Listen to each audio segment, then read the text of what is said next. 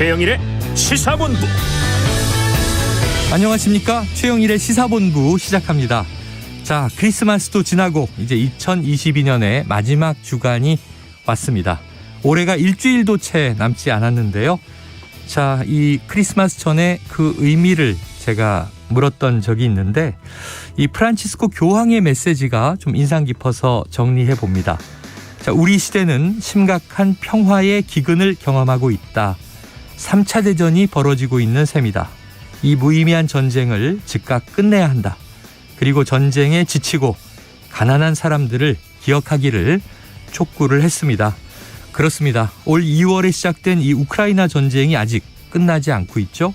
올해 내내 이 세계는 분쟁에 대한 외교적 조정 능력을 상실하고 상당히 무기력했습니다. 자, 저는 주말에 우리나라 뮤지컬 영화 영웅을 봤는데요.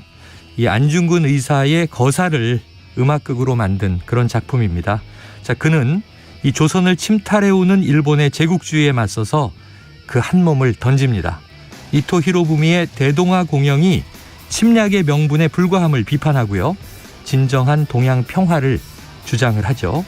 이 척박한 시대, 이 나라 간 커다란 힘의 차이에도 불구하고 우리 선조들은 결코 무기력하지 않았습니다. 할 수 있는 모든 방법을 찾아 행동했던 것이죠. 그 후손인 우리도 새해에는 여러 가지 위협에 맞서서 이 평화를 위한 능동적인 행동을 계획해야 할 시간입니다. 국가적 과제도 그렇고요.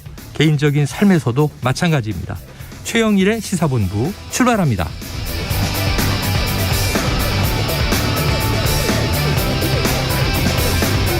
네, 1부에는요. 오늘의 핵심 뉴스를 한입에 정리해드리는 한입뉴스 기다리고 있고요. 오늘 2부 10분 인터뷰, 자, 연말 특집 인터뷰로 준비했습니다. 언론계에서는 올 한 해를 어떻게 기억하고 평가할 것인가 짚어보도록 하겠습니다.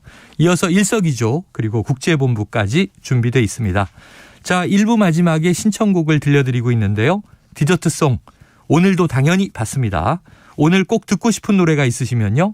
문자 샵 9730으로 자유롭게 보내주시기 바랍니다. 짧은 문자 50원, 긴 문자 100원이고요. 오늘의 디저트송 선정되신 분께는 저희가 치킨 쿠폰을 보내드리고 있습니다. 자, 오늘도 많은 참여 부탁드립니다.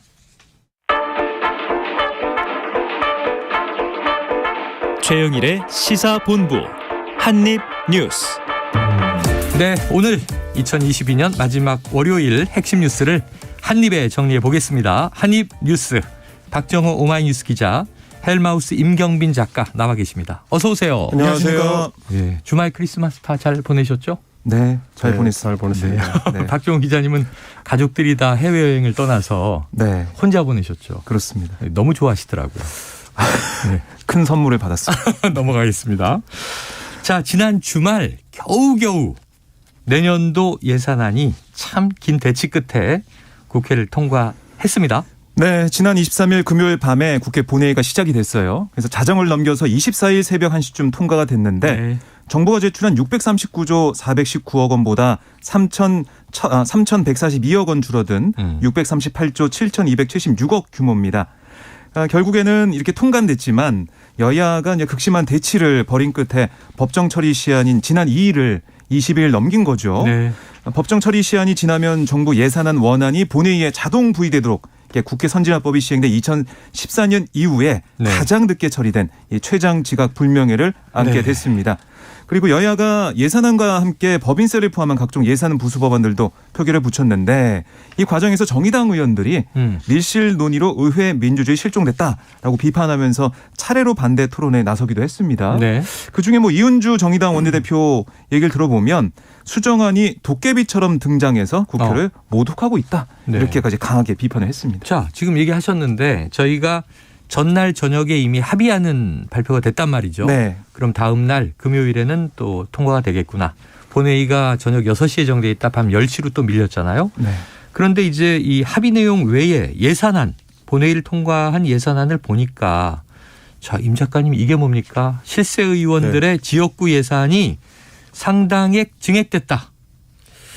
이거 뭐 사실 매년 이런 말씀 드리기도 저희도 민망하긴 한데요. 옛날에는 이걸 쪽지 예산 뭐 그랬는데. 네, 예전에는 이제 뭐 3+3 이런 식으로 해가지고 네. 소소위라는 걸 만들어서 맞아요. 소소위 같은 경우는 이제 공식 기구가 아니기 때문에 이제 녹취록이나 이제 회의록도 남기지 않거든요.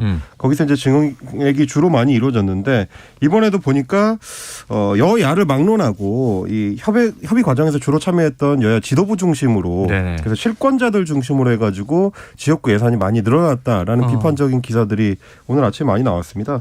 정진석 비대위원장 같은 경우는 이제 세종시하고 이제 지역구인 공주를 잇는 네. 간선 급행버스 구축 사업 예산 이런 것들을 이제 유치를 했고요. 그리고 뭐 그 외에도 성일종 정책위 의장이라든지 윤핵관으로 꼽히는 장재원 의원이라든지 권성동 의원이라든지 네.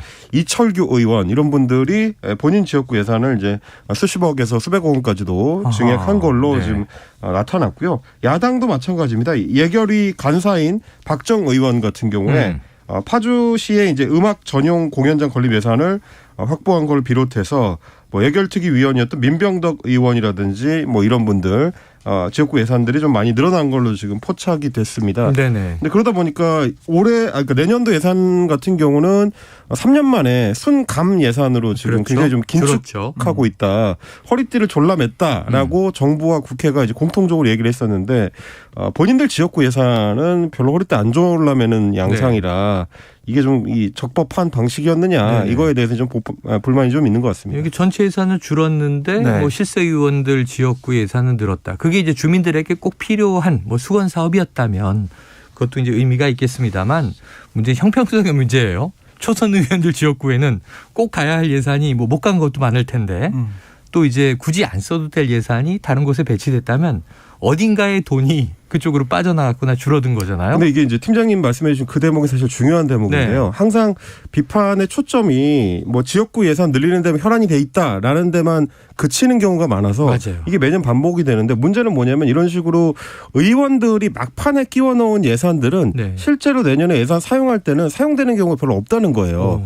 그거 이제 소위 이제 불용 예산이라고 하는데 네. 착정만 하고 쓰지 못하는 경우. 왜 그러냐면 지역구 예산을 따온다고 해서 국회의원들이 가져간다고 해서 국회의원들이 이걸 집행할 수 있는 권한이 있는 건 아니고 그렇죠. 실제로는 지자체라든지 뭐 해당 그 어떤 부처들 행정단위나 기구들이 그렇습니다. 국토교통부라든지 그러니까 도로 사업 같은 것들은 네. 이제 국토교통부하고 같이 논의를 해서 작업이 들어가야 되는 거기 그렇죠. 때문에 어떤 명목으로 예산을 따가든지 실제 예산과 이제 맞춰보는 작업들이 필요합니다. 네네. 그러니까 설계 예산만 따갔다고 해서 해당 뭐 사업을 본격적으로 시작할 수 있는 것도 그렇죠. 아니고 그렇기 때문에 대부분의 경우는 이런 그 지역구 예산 따간 게 플랜카드에 걸려서 네. 국회의원의 치적 자랑하는 데만 쓰이고 실제로는 내년에 사용 안 되고 그냥 다시 국고로 네. 환수되는 경우가 많거든요. 그러면 문제는 뭐냐면 팀장님 지적하신 그 대목입니다. 원래 다른 데로 갔더라면 실제로 사용됐을 예산이 네. 쓰이지도 않을 거면서 그냥 부풀리기 하는 데만 사용이 된다는 겁니다. 이런 부분들에 대해서는 좀 냉엄한 좀 비판이 있어야 되지 않을까 자, 싶습니다. 이게 내후년에 또 총선입니다. 그러니까 총선에서 또 뭔가 실적 만들기 이런 용도가 아니냐 하는 이제 의구심이 있는 거고요. 자, 딱 그런 대목인데 박 기자님. 네. 자, 이 예산안에 무임수송 손실 지원분이 반영되지 않았다. 이건 뭐냐면 예를 들면 지하철 요금 같은 거. 그렇습니다. 이 저 고령자들은 무료잖아요. 네. 그럼 예산 없다는 거잖아요. 어떻게 됩니까?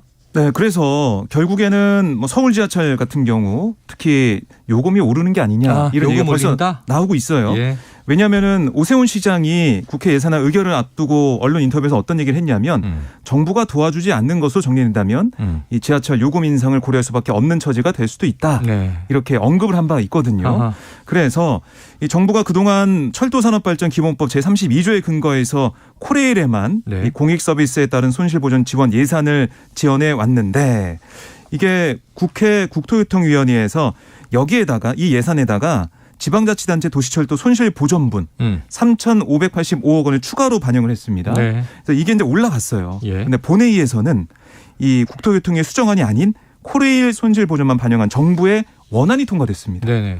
그러다 보니까 이 도시철도에 지원할 수 있는 예산이 없는 거죠. 그러다 보니까 서울시 입장은 뭐냐면 지금 2015년 1,050원에서 1,250원으로 지하철 기본 운임 올린 다음에 8년째 그대로다. 네. 이거 너무 수지타산이 안 맞고 네. 여기다가 지금 코로나19 때문에 승객 운송 수입이 줄면서 서울 지하철 운영하는 서울교통공사 단기 순손실 2019년 5,865억에서 2020년 1조 1,137억, 작년에는 9,644억을 기록했는데 네. 이 중에 이 적자에서 무임수송이 차지하는 비중이 29%라는 거예요. 그러니까 무임수송 이 대상자도 지금 고령화가 진행되고 있기 때문에 네. 대상자가 늘어나고 있는 상황에서 그렇죠. 이걸 예산 지원 안 해준다 이러면은 어떻게 도리가 있냐.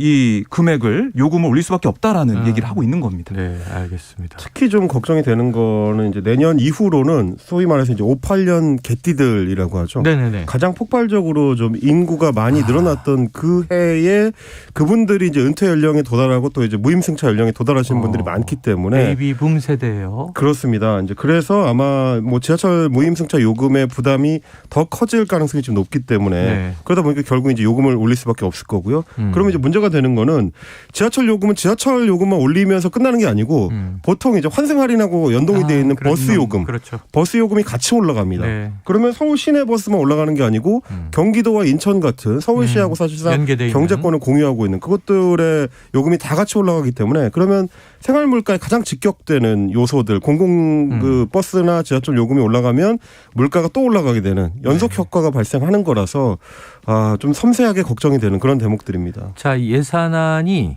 지금 처리됐으니까 이 박 기자님께 이거 한번 여쭤보죠. 네. 지금 이 전국 장애인 그 차별철폐연대 전장현이 계속 지하철 시위를 하다가 오세훈 시장의 휴전 제안에 지금 휴전이 돼 있는 거잖아요. 네. 예산안 처리될 때까지 지켜보겠다. 그렇습니다. 그런데 이제 그쪽에서 요구하는 것은 장애인들의 이동권 예산 반영해달라. 지속적인 촉구였잖아요. 물론 네. 이동권을 포함한 장애인 관련 전반 예산이지만 그렇습니다. 그 대목은 어떻게 됐어요? 그러니까 이게 전장현에서 요구했던 장애인 권리 예산이 한 13조 정도 됐는데 네네. 이번에 증액된 것은 여기에 이제 0.8% 정도 볼 수 있는 106억 원만 증액이 네네. 됐다. 이게 전장현의 설명이에요. 그래서 결국에는 우리가 원하는 그 요구안이 받아들이지 않는 그런 모습이니까 네네. 다시 1월 2일부터 3일까지 1박 2일 일정으로 이 장애인 권리 예산 입법 쟁취 지하철 행동 이걸 다시 진행하겠다. 네네. 다시 이 지하철역으로 나서겠다라는 얘기를 했어요. 결국에는 이 비장애인이 온전히 누리는 시민권에 대비해서 장애인 시민권은 0.8%만 보장한 윤석열 정부의 참담을 느낀다라는 게 전장현의 공식 입장이고요. 네. 그 믿음, 이 예산안 논의 과정에서 장애인의 권리를 보장할 것까지 뭐 다는 안 되겠지만 네네네. 어느 정도 보장할 거라 예상했었는데 그 믿음이 정말 지켜지지 않았다는 비판을 하고 네네. 있습니다. 이게 뭐 10% 반영됐다. 그걸 가지고 어떻게든 좀 이 장기적으로 해봅시다. 이렇게 얘기를 하면 어떨까? 그것도 좀 쉽지 않아 보이는데 1%도 아니고 0.8%면 이 뭐 협상이 되겠나 걱정이 되네요. 그러니까 이게 사실 저희가 계속 브리핑 시간에 말씀드렸던 네. 건데 전장현과 서울시 철도의 이제 어떤 갈등 문제라는 거는 저희가 1년 내내 봐왔던 네네, 갈등이고 맞아요. 어떻게 보면 가장 빨리 해결해야 되는 정치가 나서서 해결을 모색해야 되는 주요한 쟁점인데 그걸 이제 뒤로 밀어두고 처음에 저희가 말씀드렸던 여야의 실세들 위주로 예산안을 높여가는 거에만 혈안이 돼 있고 네. 정작 더 관심을 가져야 되는 이런 사회 갈등 해결 아니면 아까 말씀드렸던 이제 지하철 요금 이 물가에 네. 직접 영향이 가는 지하철 요금을 연장하는 것도 이런 게 다 서민 예산이거나 혹은 이제 사회적 약자 관련 예산인데 네. 다 후순위로 밀리고 실제로는 실세들 예산을 올리는 거를 우선순위에 뒀다는 결과가 나오는 겁니다. 네네. 게다가 또 전장현 관련해서 말씀을 좀 드리자면 이 장애인 지원 예산의 경우에는 각 상임위에서는 그 예산 심사를 하던 각 상임위별 예산 심사 소위에서는 대부분 통과가 됐어요. 상당 부분이 통과가 네네네. 돼서 그래서 전장현에서도 소위 이제 서울시하고의 휴전을 할 때도 지금 통과된 정도만 나중에 최종 통과가 돼도 네네네. 접을 수 있다라고 이제 판단을 했던 건데 예. 결국 나중에 뚜껑 열어봤더니 그 정도도 다 받아들여지지 않고 우선 감액 대상으로 장애인 예산이나 이런 철도 관련된 예산들이 선택이 되고 네. 우선 증액 대상으로 지역구 예산들이 됐다는 얘기이기 때문에 이런 식의 예산안 편성을 과연 우리 국민들이 받아들일 수 있겠느냐 그런 생각이 좀 드는 그러니까 거죠. 이제 초안부터 절차라는 게 있는데 말씀하신 대로 지금 정의당이 아까 그렇게 얘기했다는 거죠. 수정안이 도깨비처럼 등장해서 처리가 됐다. 그 안에서 그럼 이거를 깎고 높이고 한 거 누구란 말인가? 그렇죠. 이걸 물어야 되는 상황이에요. 자, 예산안은 어쨌든 지난 주말 겨우겨우 진통 속에 처리가 됐습니다만 이번 주에 또 있습니다. 마지막 주간에. 새해부터 효력이 사라지는 일몰제 관련 법안 심사 일괄 처리한다고 했고요. 그리고 또 뭐 예를 들면 노란봉투법이라든가 여러 가지 연내 처리할 법안들이 이번 주에 다뤄질 텐데 좀 여야의 입장은 많이 다르지 않습니까? 네, 그러니까 이게 예산안 합의할 때 12월 28일, 그러니까 수요일 본회의를 열어서 일몰 조항에 있는 법률 처리하겠다 이렇게 여야가 합의했어요. 네. 내용적으로는 합의 안 했기 때문에 오늘 뭐 내일 계속해서 논의를 할 상황인데 대표적인 게 뭐 두세 가지 되죠. 우선은 안전운임제 연장 문제. 이거는 과로 과속 등을 막기 위해서 화물차주에게 최소한의 운송료를 보장하는 제도. 네. 올해 말에 3년 동안 운영됐던 이 제도가 일몰이 됩니다. 그래서 이 끝으로 이제 폐지가 되기 때문에 이걸 좀 어떻게 할지 야당에서는 우선 3년 연장 다시 하자 이런 거고 네. 정부 여당에서는 처음부터 재검토해야 된다 이런 얘기를 하고 있어서 좀 봐야 될 것 같고 그런데 이 반대급부라고 해야 되나요? 국민의힘이 원하는 강조하고 있는 또 부분이 있어요. 네. 5인 이상 30인 미만이 고용된 사업장에서 노사가 합의하면 주 52시간에 더해 8시간을 추가로 근무할 수 있는 특별 연장 근로제 이것도 네네. 지금 일몰을 앞두고 있기 때문에 이거 뭐 주고받기식으로 할 수 있을지 이거 좀 봐야 될 것 같고 또 하나는 말씀하신 것처럼 이 노란봉투법 그러니까 노동조합 및 노동관계 조정법 2, 3조 네. 개정을 요구하는 그런 목소리가 노동계에서 계속 나오고 있고 지금 민주노총 지도부가 여의도 민주당사를 점거해서 농성을 벌이고 있거든요. 네네. 이재명 대표를 만나게 해달라. 또 이거 꼭 처리하겠다고 약속을 좀 해달라는 주장하고 있는데 이게 노사가 이제 합의해서 주 52시간에서 더해서 8시간 추가로 근무할 수 있는 특별 네. 연장 근로제와 함께 엮여서 통과가 될 수 있을지 이것도 좀 봐야 될 것 같은데 아직까지는 뭐 뚜렷하게 잡히는 모습은 보이지 않고 있습니다. 알겠습니다. 자, 여기서 월요일 올해의 마지막 월요일이죠. 점심시간 교통 상황을 좀 알아보고 그리고 다음 이슈로 넘어가도록 하겠습니다. 교통정보센터의 정현정 리포터 나와주세요. 네, 올 한 해의 마지막 주까지도 강한 찬바람이 불고 있습니다. 여전히 내륙을 중심으로는 한파특보가 발효 중이고요. 오늘 중서부 지역을 중심으로 공기가 탁하겠습니다. 미세먼지 차단용 마스크 꼭 써주셔야겠습니다. 점심시간 교통 상황은 먼저 경부고속도로 서울 쪽인데요. 양재에서 반포까지 수도권 구간 위주로 많이 막히고 있고요. 반대 부산 쪽으로는 한남에서 서초까지 역시 막힙니다. 신갈분기점 2차로에서는 승용차 사고가 나서 처리하고 있습니다. 이 영향으로 신갈 분기점에서부터 막히기 시작했고요.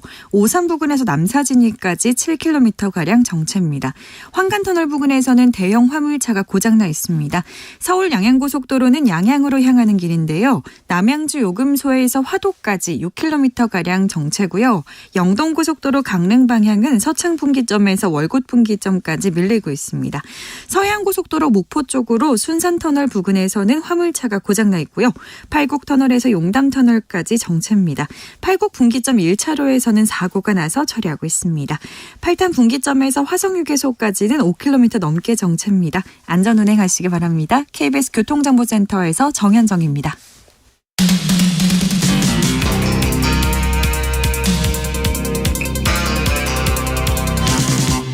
최영일의 시사본부. 네, 자 지난주 금요일에 사실은 굉장히 뉴스가 많았습니다. 그래서 예산안 처리 얘기를 전해드렸고요.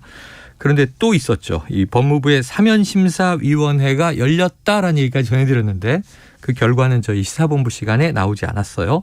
자, 결국 특별사면 대상 명단 나왔죠. 네, 지금 가장 눈길을 끌었던 사람이 두 사람인데요. 네. 이명박 전 대통령 또 김경수 전 경남지사 두 사람이 이번 특별사면 대상에 포함이 됐습니다. 나란히. 그런데 구체적으로 보면 좀 다른 부분이 있는데요. 네. 이 전 대통령은 사면과 복권 다 이제 명단에 들어갔어요. 네네. 하지만 김 전 지사는 복권 없는 사면 대상에 포함이 됐습니다. 이 전 대통령은 횡령과 뇌물 등 혐의로 2020년 10월 대법원에서 징역 17년을 확정 판결 받았는데 네. 지금 형 집행이 정지된 상태죠. 그런데 사면이 최종 확정되면 약 15년 남은 형기가 면제되는 겁니다. 네네. 그리고 뭐 벌금 130억 중에 82억도 면제가 된다. 이렇게 미납한 금액도 면제가 되는 걸로 알려지고 있는 상황이고요. 네. 김경수 전 지사는 드루킹 댓글 조작 사건으로 지난해 7월 대법원에서 징역 2년형이 확정돼 복역 중인데 내년 5월 형기 만료를 앞두고 있어요. 네네. 5개월 정도 남아있는 예. 그런 상황인데 이게 이제 면제가 되는 거고요. 그런데 자녀형만 면제되는 경우라서 2028년 5월까지 피선거권이 제한이 됩니다. 그러니까 선거에 이제 못 나오게 되는 네. 상황이죠.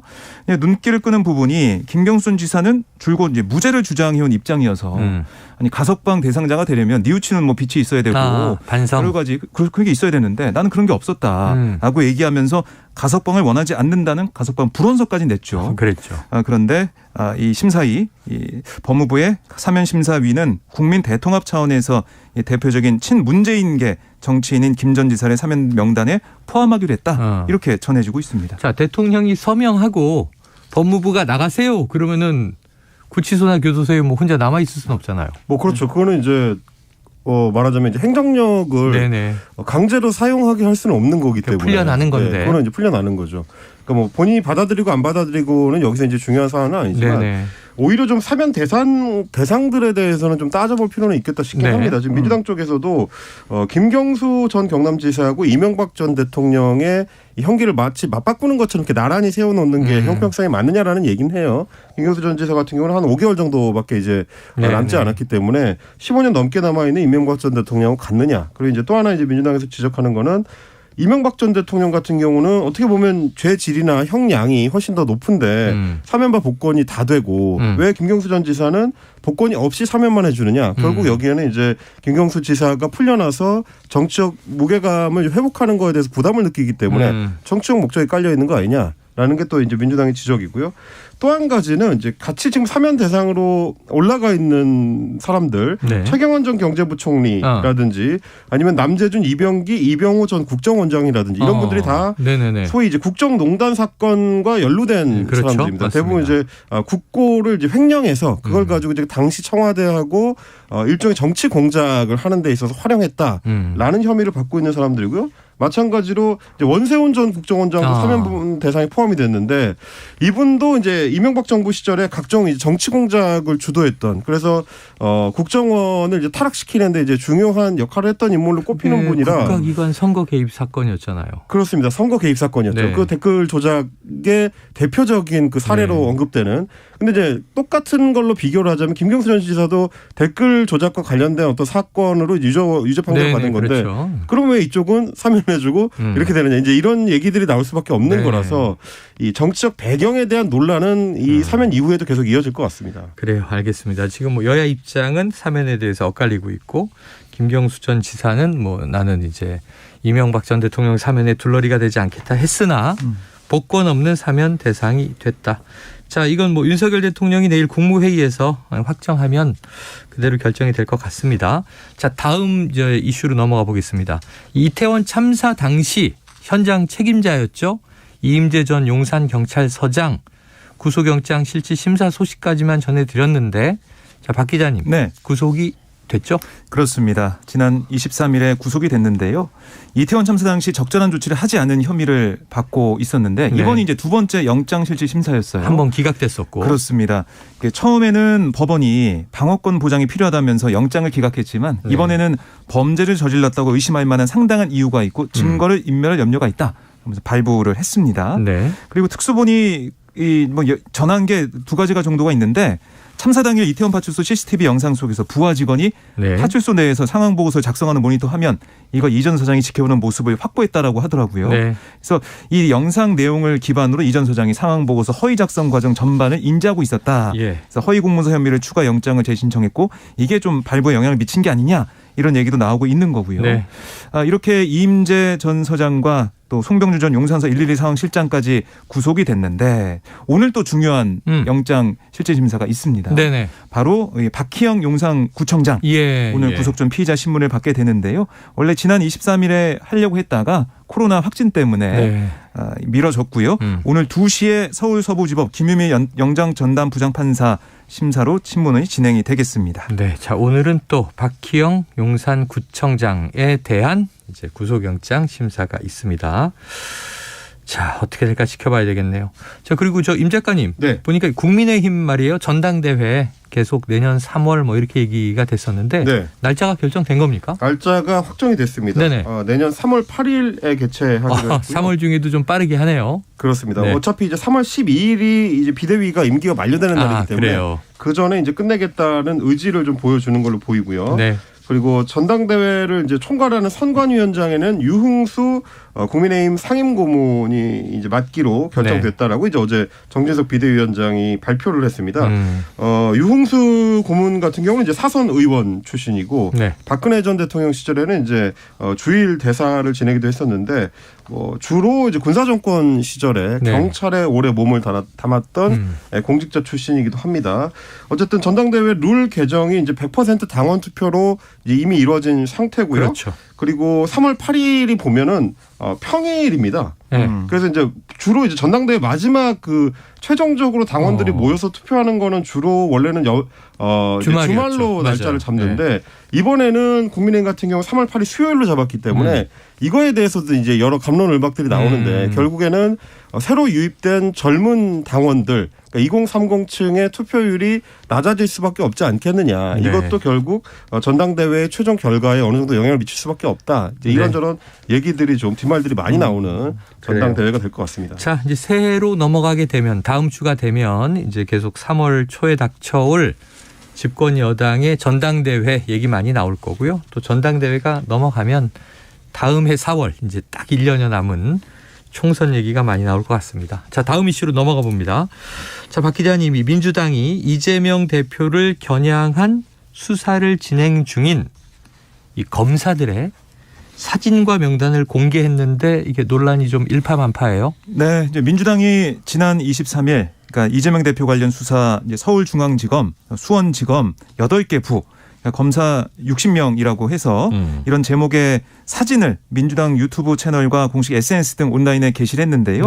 해당 게시물에는 부장 검사급 검사 16명의 이름과 이 중에 윤석열 사단으로 이른바 이제 분류된 11명의 사진이 포함이 됐습니다. 민주당이 어떤 설명을 했냐면 검사는 일반 공무원과 다르다. 검사 한 명 한 명은 기관장을 보조하는 것이 아니라 하나의 국가기관이다라고 강조를 했고 그래서 검사들이 하는 모든 수사와 기소, 검사 개개인의 이름을 내걸고 하는 공적인 일이다. 검찰이란 이름 뒤에 숨어서 할 수 있는 일도 아니고 그리 해서는 안 된다라고 지적을 했습니다. 그러면서 국민의 알 권리를 강조하는 모습이었고요. 또 이 대표를 겨냥한 검사가 60여 명, 문재인 전 대통령 겨냥한 검사들이 90여 명, 합치면 150명이 넘는데 대부분 윤석열 사단으로 분류되는 검사다라고 민주당은 주장을 하면서 앞으로도 더 검사들의 실명과 얼굴을 알리는 일에 이걸 계속 해나가겠다, 확대하겠다 이렇게 또 입장을 밝혔습니다. 예, 그래서 한동훈 법무부 장관은 아주 강한 비난을 낸 것 같아요. 그렇습니다. 이제 한동훈 법무부 장관 같은 경우는 지금 이런 식으로 하는 거는 민주당이 개인의 형사 문제 그러니까 이제 이재명 대표 형사 문제를 모면해 보려고 공당을 동원해서 적법하게 직무를 수행 중인 공직자들의 좌표를 찍는 거다. 조리돌림 당하도록 선동하는 거다라고 이제 비판을 하면서 법치주의 훼손이라고까지 얘기를 했습니다. 그런데 이제 물론 이제 뭐 양쪽 의견을 다 들어보면 이런 판단을 할 수 있을 거거든요. 민주당 같은 경우는 굉장히 지금 내부적으로도 여러 좀 혼란들이 많고 이재명 대표의 이제 사법적인 부분에 대해서 이제 당이 어떻게 대응을 해야 되느냐 여기에 대해서 이제 논란이 많다 보니까 좀 민주당 지도부들도 급한 것 같다라는 평가는 많이 나옵니다. 최근에 또 연초에 문재인 전 대통령하고 이재명 대표의 이제 만남을 좀 추진하고 있다라는 얘기도 나오는 걸 봐서는 당 내의 구심력을 좀 높이기 위한 방안들을 이것저것 내고 있는 걸로 좀 볼 수 있겠고요. 다만 한동훈 장관이 얘기한 것처럼 이게 과연 공직자들이 좌표 찍히고 법치주의 훼손이냐 하면 그건 좀 따져볼 부분이 있습니다. 왜냐하면 우리 같은 경우는 권한이 큰 데 비해서 이제 판검사들의 특히 고위 판검사들에 대해서는 정보를 거의 노출시키지 않는 식으로 언론 보도들이 많이 이루어지다 보니까 불투명하다라는 지적은 많이 있었습니다. 다른 나라들하고 비교를 하더라도 뭐 미국 같은 경우는 말할 것도 없이 이제 검사장급들은 대부분 선거를 통해서 선출되기 때문에 완전히 공개된 상태에서 어떤 의지를 가지고 업무를 하는지를 국민들이 다 알 수 있게 돼 있고 우리 같은 경우도 사실 검사장급 이상의 인사들은 인사가 나올 때마다 이제 언론에서 보도는 하는데 정작 어떤 수사를 해서 결론이 어떻게 나왔고 무죄가 됐는지 유죄가 됐는지까지 이제 추적 보도하는 경우들은 거의 없거든요. 판사들도 마찬가지고 중요한 판결을 내리는데 대부분 뭐 재판부라든지 법원이라든지 이런 식으로 익명의 호칭을 많이 사용하고 실제로 해당 판사들이 어떤 판단을 내리든지 추적하는 일들이 보도에 잘 안 나오는 경우가 많습니다.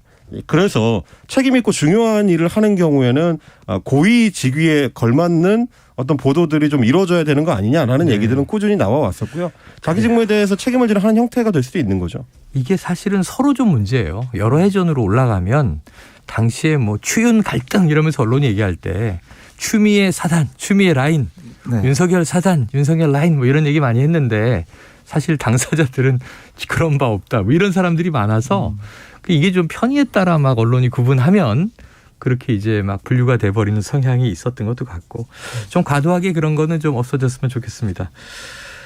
지금 검찰이요. 성남 FC 의혹 관련해서 이재명 민주당 대표에게 28일 수요일 이 소환 조사를 통보했습니다. 이거 지난주에도 전해드렸는데 자 소환에 응하겠습니까? 지금 이재명 대표의 발언과 또 상황을 보면 소환에 응하지 않을 가능성이 크다라는 분석이 나오고 있는데요. 네. 왜냐하면 이 대표가 지난 23일 강원도에서 있었던 최고위원 회의에서 어떤 얘기를 했냐면 이게 노골적인 야당 파괴, 뭐 정권의 망나니 칼춤을 좌시하지 않을 거다. 네네. 이렇게 검찰을 겨냥을 했었고 또 혐의도 뚜렷하지 않은 이재명에게 언제 소환에 응할 거냐 물을 게 아니라 중범죄 혐의가 명백한 윤석열 대통령 가족은 언제 소환 조사를 받을 것이냐고 물어보길 바란다. 네. 이렇게 취재진한테 얘기까지 했거든요. 그 말을 볼 때 좀 소환에 응하지 않을 가능성이 큰 게 아니냐 이런 얘기도 나오고 있고 또 지금 보면은 내일하고 이제 모레 전남 광주에서 민생 행보가 예정이 돼 있어요.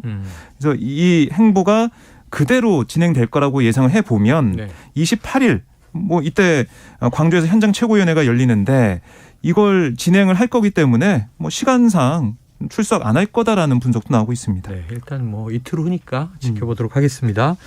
자, 임 작가님 이게 네. 무슨 뉴스인지 좀 저는 중국이 해외에서 활동하는 반체제 인사를 탄압하기 위한 비밀 경찰서를 운영하는데 자, 이게 우리나라에서도 운영하고 있다는 의혹 뭡니까? 이게 이제 의혹 단계에서 나온 거긴 네. 해서 정확하게 다 이제 팩트가 확인된 건 네네네. 아닌데요. 스페인에 본부를 두고 있는 이제 국제인권재단 세이프가드 디펜던스라는 곳에서 기구에서 중국이 한국을 포함해가지고 53개국에 걸쳐가지고 102개 이상의 비밀 경찰서 그러니까 이제 해당 국가 내에서 중국 사람들의 이제 행적을 추적하는 네네. 그런 비밀 기관을 운영하고 있다. 이제 이렇게 폭로를 했습니다. 그런데 이제 국내 거점으로 지목된 곳이 네. 강남에 위치한 한 중식당이다. 그러다 보니까 이제 지난 주말을 거쳐서 뭐 조선일보라든지 여러 매체에서 보도를 했습니다마는 한강변에 있는 한 중식당이다. 네. 그리고 이제 해당 중식당을 좀 취재를 해봤더니 실제로 이제 요리를 하는지 어떤지도 잘 구분이 안 되고 장사가 굉장히 안 되는데도 불구하고 몇 년째 계속해서 이제 성업을 하고 있었다. 그거는 결국 다른 배경이 있는 거 아니냐라는 좀 의혹들이 좀 보도가 된 거고요. 실제로 식당 출입문에 보면은 네. 예약 손님만 받습니다. 이해해 주시기 바랍니다. 이제 이런 식으로 이제 안내문이 붙어 네. 있었고 그러다 보니까 이제 일반인들의 출입이 조금 더 제한됐다라는 얘기가 있고요. 애초에 이제 식당 같은 경우는 내년 1월 1일부터 이제 31일까지 인테리어 공사를 하면서 임시 휴무를 한다고 공지를 했었는데 네. 이 중식당 한강변에 있는 그 지점 같은 경우는 아예 이번에 이제 폐쇄를 하고 여의도에 별도로 가지고 있는 중식당은 계속 운영을 한다라는 소식이 또 전해지기도 했습니다. 네, 앞으로 후속 보도를 이건 조금 참고하도록 하죠. 자, 오늘 한입뉴스 박정호 오마이뉴스 기자, 헬마우스 임경빈 작가 수고하셨습니다. 고맙습니다. 고맙습니다. 자, 오늘의 디저트송은요. 그 자체에도 또 오늘의 뉴스가 담겨 있습니다. 청취자 4280님 난장이가 쏘아올린 작은 공, 저희 땐 줄여서 난쏘공 이렇게 불렀죠. 조세희 작가가 별세하셨습니다. 자, 고인을 추모하면서 패닉의 그 어릿광대의 새 아들들에 대하여 신청해 주셨습니다. 노래 듣고 입으로 돌아오겠습니다. 전해지는 이야기에 따르면 새 아들들은 광대가 죽던 날 함께 모여 밤을 새워 웃어대었다 하죠. 웃으며 떠난 첫째 그 어느 날 웃으며 마을로 돌아와 세상의 모든 병들 그 모든 걸 한 손에 고칠 수 있다고 수술을 할 때마다 벌려진 가슴 속에 아무도 알지 막힌 웃음들을 하나 둘씩 심어 그날이 올 때마다 병이 난 환자들이 커다란 고통 속 춤추는 광대는 서로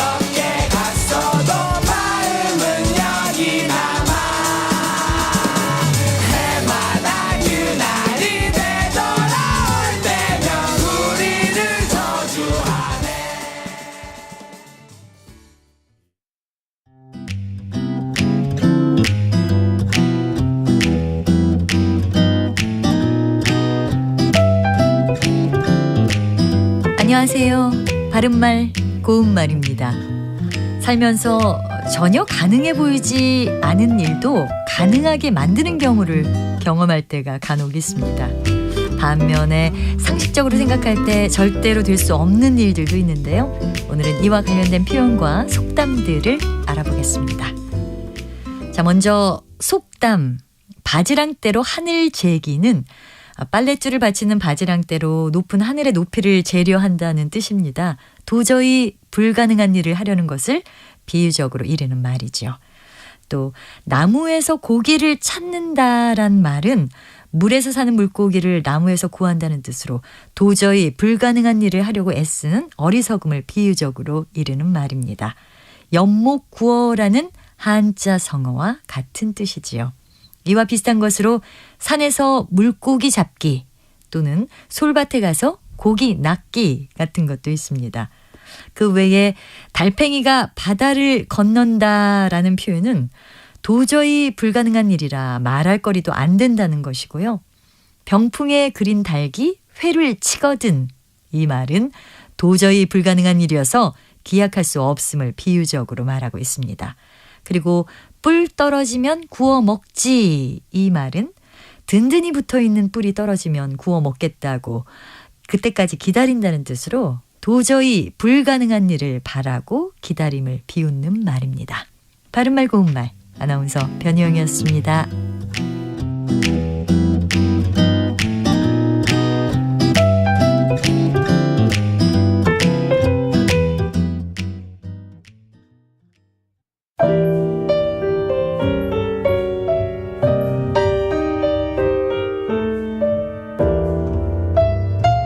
내일의 품격, 김성환의 시사야에서 챙겨가세요. 하루를 마무리하는 시간 꺼내보는 당신의 지식 창고. KBS 1라디오 김성환의 시사야.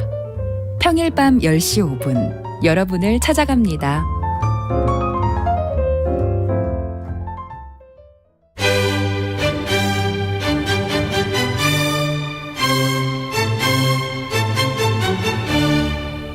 여유로운 저녁 시간, 고품격 시사토론과 함께하세요.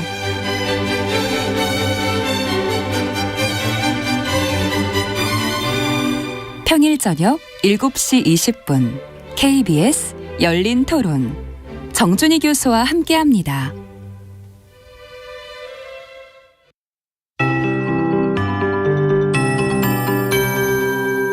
KBS 58분 날씨.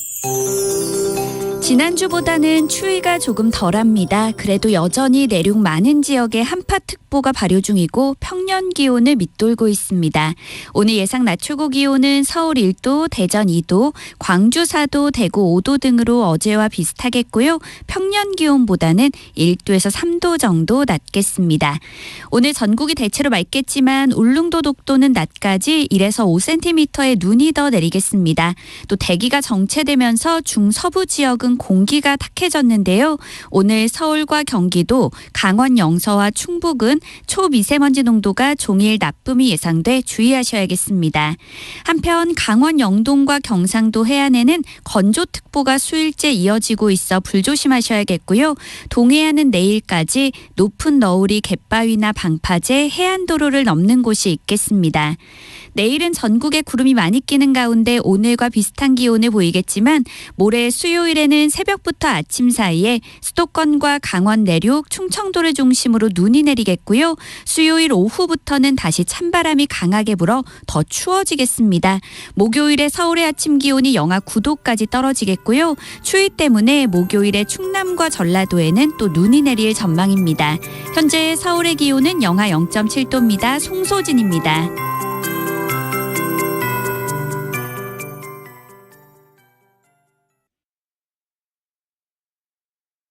정성을 다하는 국민의 방송 KBS가 한시를 알려드립니다. AM 711kHz, FM 97.3MHz, KBS 1라디오입니다. HLKA.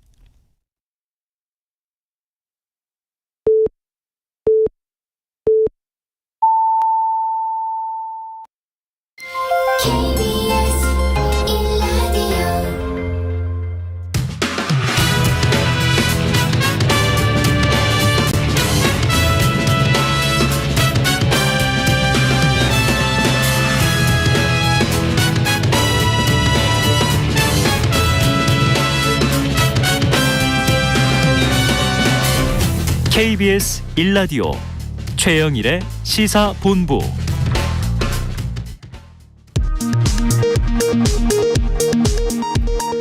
이 시각 라디오 정보센터 뉴스입니다. 국민의힘 정진석 비대위원장은 더불어민주당 이재명 대표를 향해 오는 28일 검찰에 출두해 자신의 결백을 입증하라고 촉구했고, 더불어민주당 박홍근 원내대표는 검찰이 김건희 여사에 대해 소환조사는커녕 서면 조사도 하지 않고 있다고 비판했습니다. 더불어민주당이 이재명 대표 수사 검사들의 얼굴 사진과 이름을 공개한 것을 두고 한동훈 법무부 장관은 법치주의 훼손이라고 비판했고, 더불어민주당은 국민의 기본권 보장을 위해선 검사에 관한 정보를 더 공개해야 한다고 반박했습니다. 국민의힘이 차기 전당대회를 내년 3월 8일로 확정했습니다. 예비 경선을 거쳐 컷오프도 실시하기로 했습니다. 민주노총이 이른바 노란봉투법으로 불리는 노조법 2, 3조 개정을 요구하며 더불어민주당 당사 점거 농성에 들어갔습니다. 지금까지 라디오 정보센터 뉴스 정한나였습니다.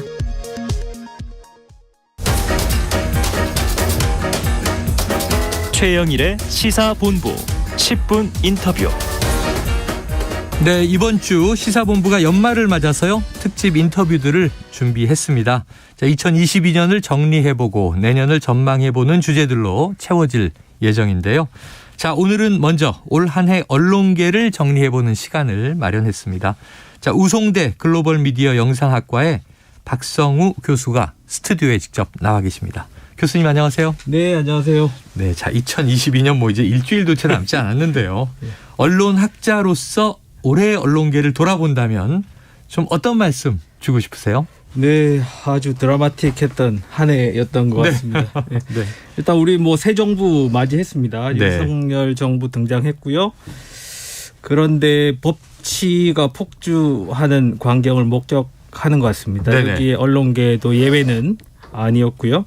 점차 민주주의 위기 그리고 저널리즘 붕괴가 더 눈에 보이고 가속화되는 한 해다, 이렇게 말씀드릴 수 있겠습니다. 네. 우리가 그 올해 목격한 놀라운 것들은 많았는데요. 대표적으로 뭐 몇 가지 보면 윤석 열차 기억나시죠? 네, 표현의 자유와 관련한 검열이 다시 우리 일상에 등장했고, 공적 재원이나 공적 소유 체제 언론사에 대해서 일방 통보식 폐지 혹은 민영화 시도 계속 있죠. 그리고 고위 정무직 공직자가 마음에 안 드는 언론사들에게 거액의 민사소송, 손해배상 청구를 아주 뭐 거리낌 없이 남발하는 거죠. 소수 사법 엘리트들의 경직된 법적 판단과 아주 거침없는 대놓고 하는 언론 행위라고 저는 보는데요. 뿐만 아니고 새 정부의 언론 관리 방식에도 어디선가 익숙한 검찰식 시스템이 보이기 시작했고 조금씩 커진다는 점 역시 좀 놀라웠다고 하겠습니다. 네, 자, 법치주의의 폭주다. 이게 지금 굉장히 논리 모순적인 얘기로도 들려요. 그런데 어쨌든 전반적으로 조금 이제 경직되는 거 아닌가 하는 이제 우려를 표해 주셨습니다. 지난 16일에 언론학회가 송년 세미나를 열었다고 들었습니다. 이 자리에서 등장한 화두가 폭력이라고 해서, 자, 다른 언론학자분들이 지금 상황을 어떻게 좀 생각을 공유한 것인지, 폭력이 키워드가 된 연유는 무엇인지, 이 당시 박 교수님께서 사회를 보셨더라고요. 네네. 어떻게 좀 정리해 주시겠습니까? 예, 사실 뭐 언론학자 전부는 아니고요. 네. 뭐 규모나 역사성 등에서 이제 대표적인 3학회가 있습니다. 한국 언론학회, 방송학회, 언론정보학회 네. 등인데요. 여기서 주로 이제 미디어와 문화연구, 권력관계, 수용자 연구 이런 것들을 주로 하는 선생님들이 모여서 이제 송년 세미나를 개최를 했고요. 이번에는 우리 주변에서의 법치의 폭주에 대한 얘기로 토론을 진행을 했습니다.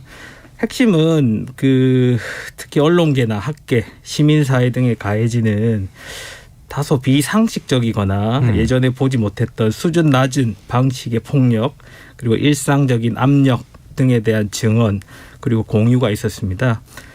구체적으로 몇 가지 전달해 드리면요.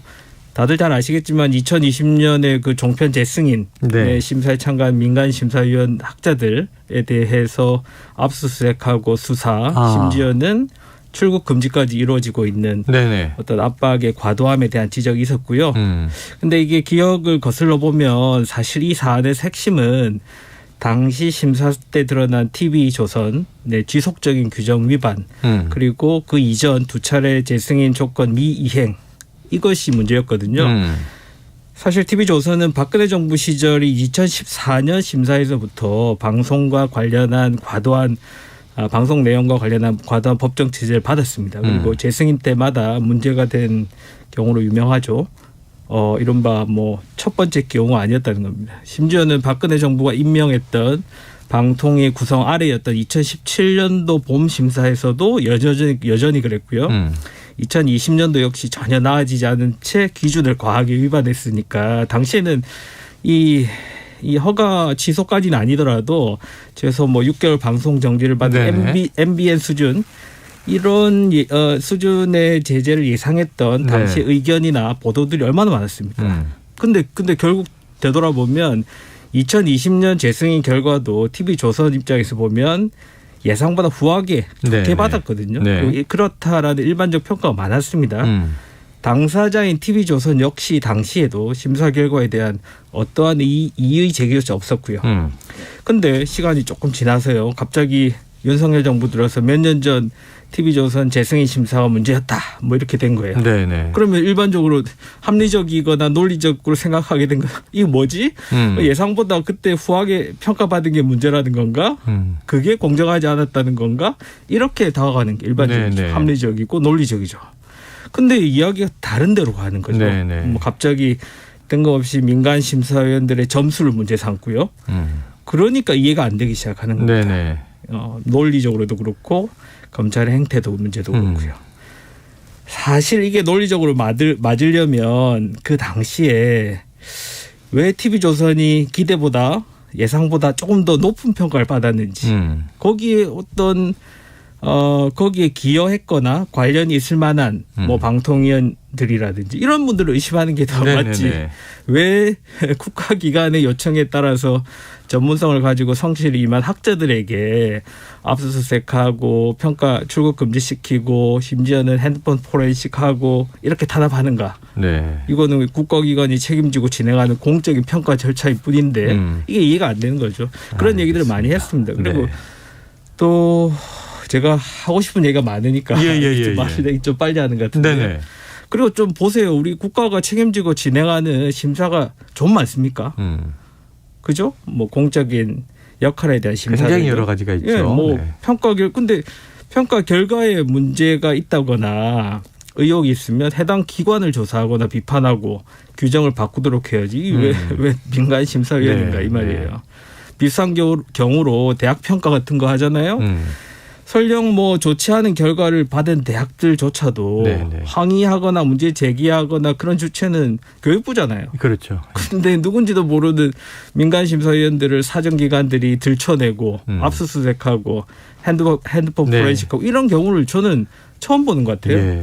그래서 그날 나왔던 얘기도 이거는 수사와 기소라는 수단을 이용해서 본질을 왜곡하고 범죄 사실로 이렇게 프레이밍하고자 하는 행위만 불법적 본질로 오인하게 만드는 전형적인 언론 플레이다. 그리고 전문가 학자들에 대한 단합이다. 이렇게 얘기가 나온 겁니다.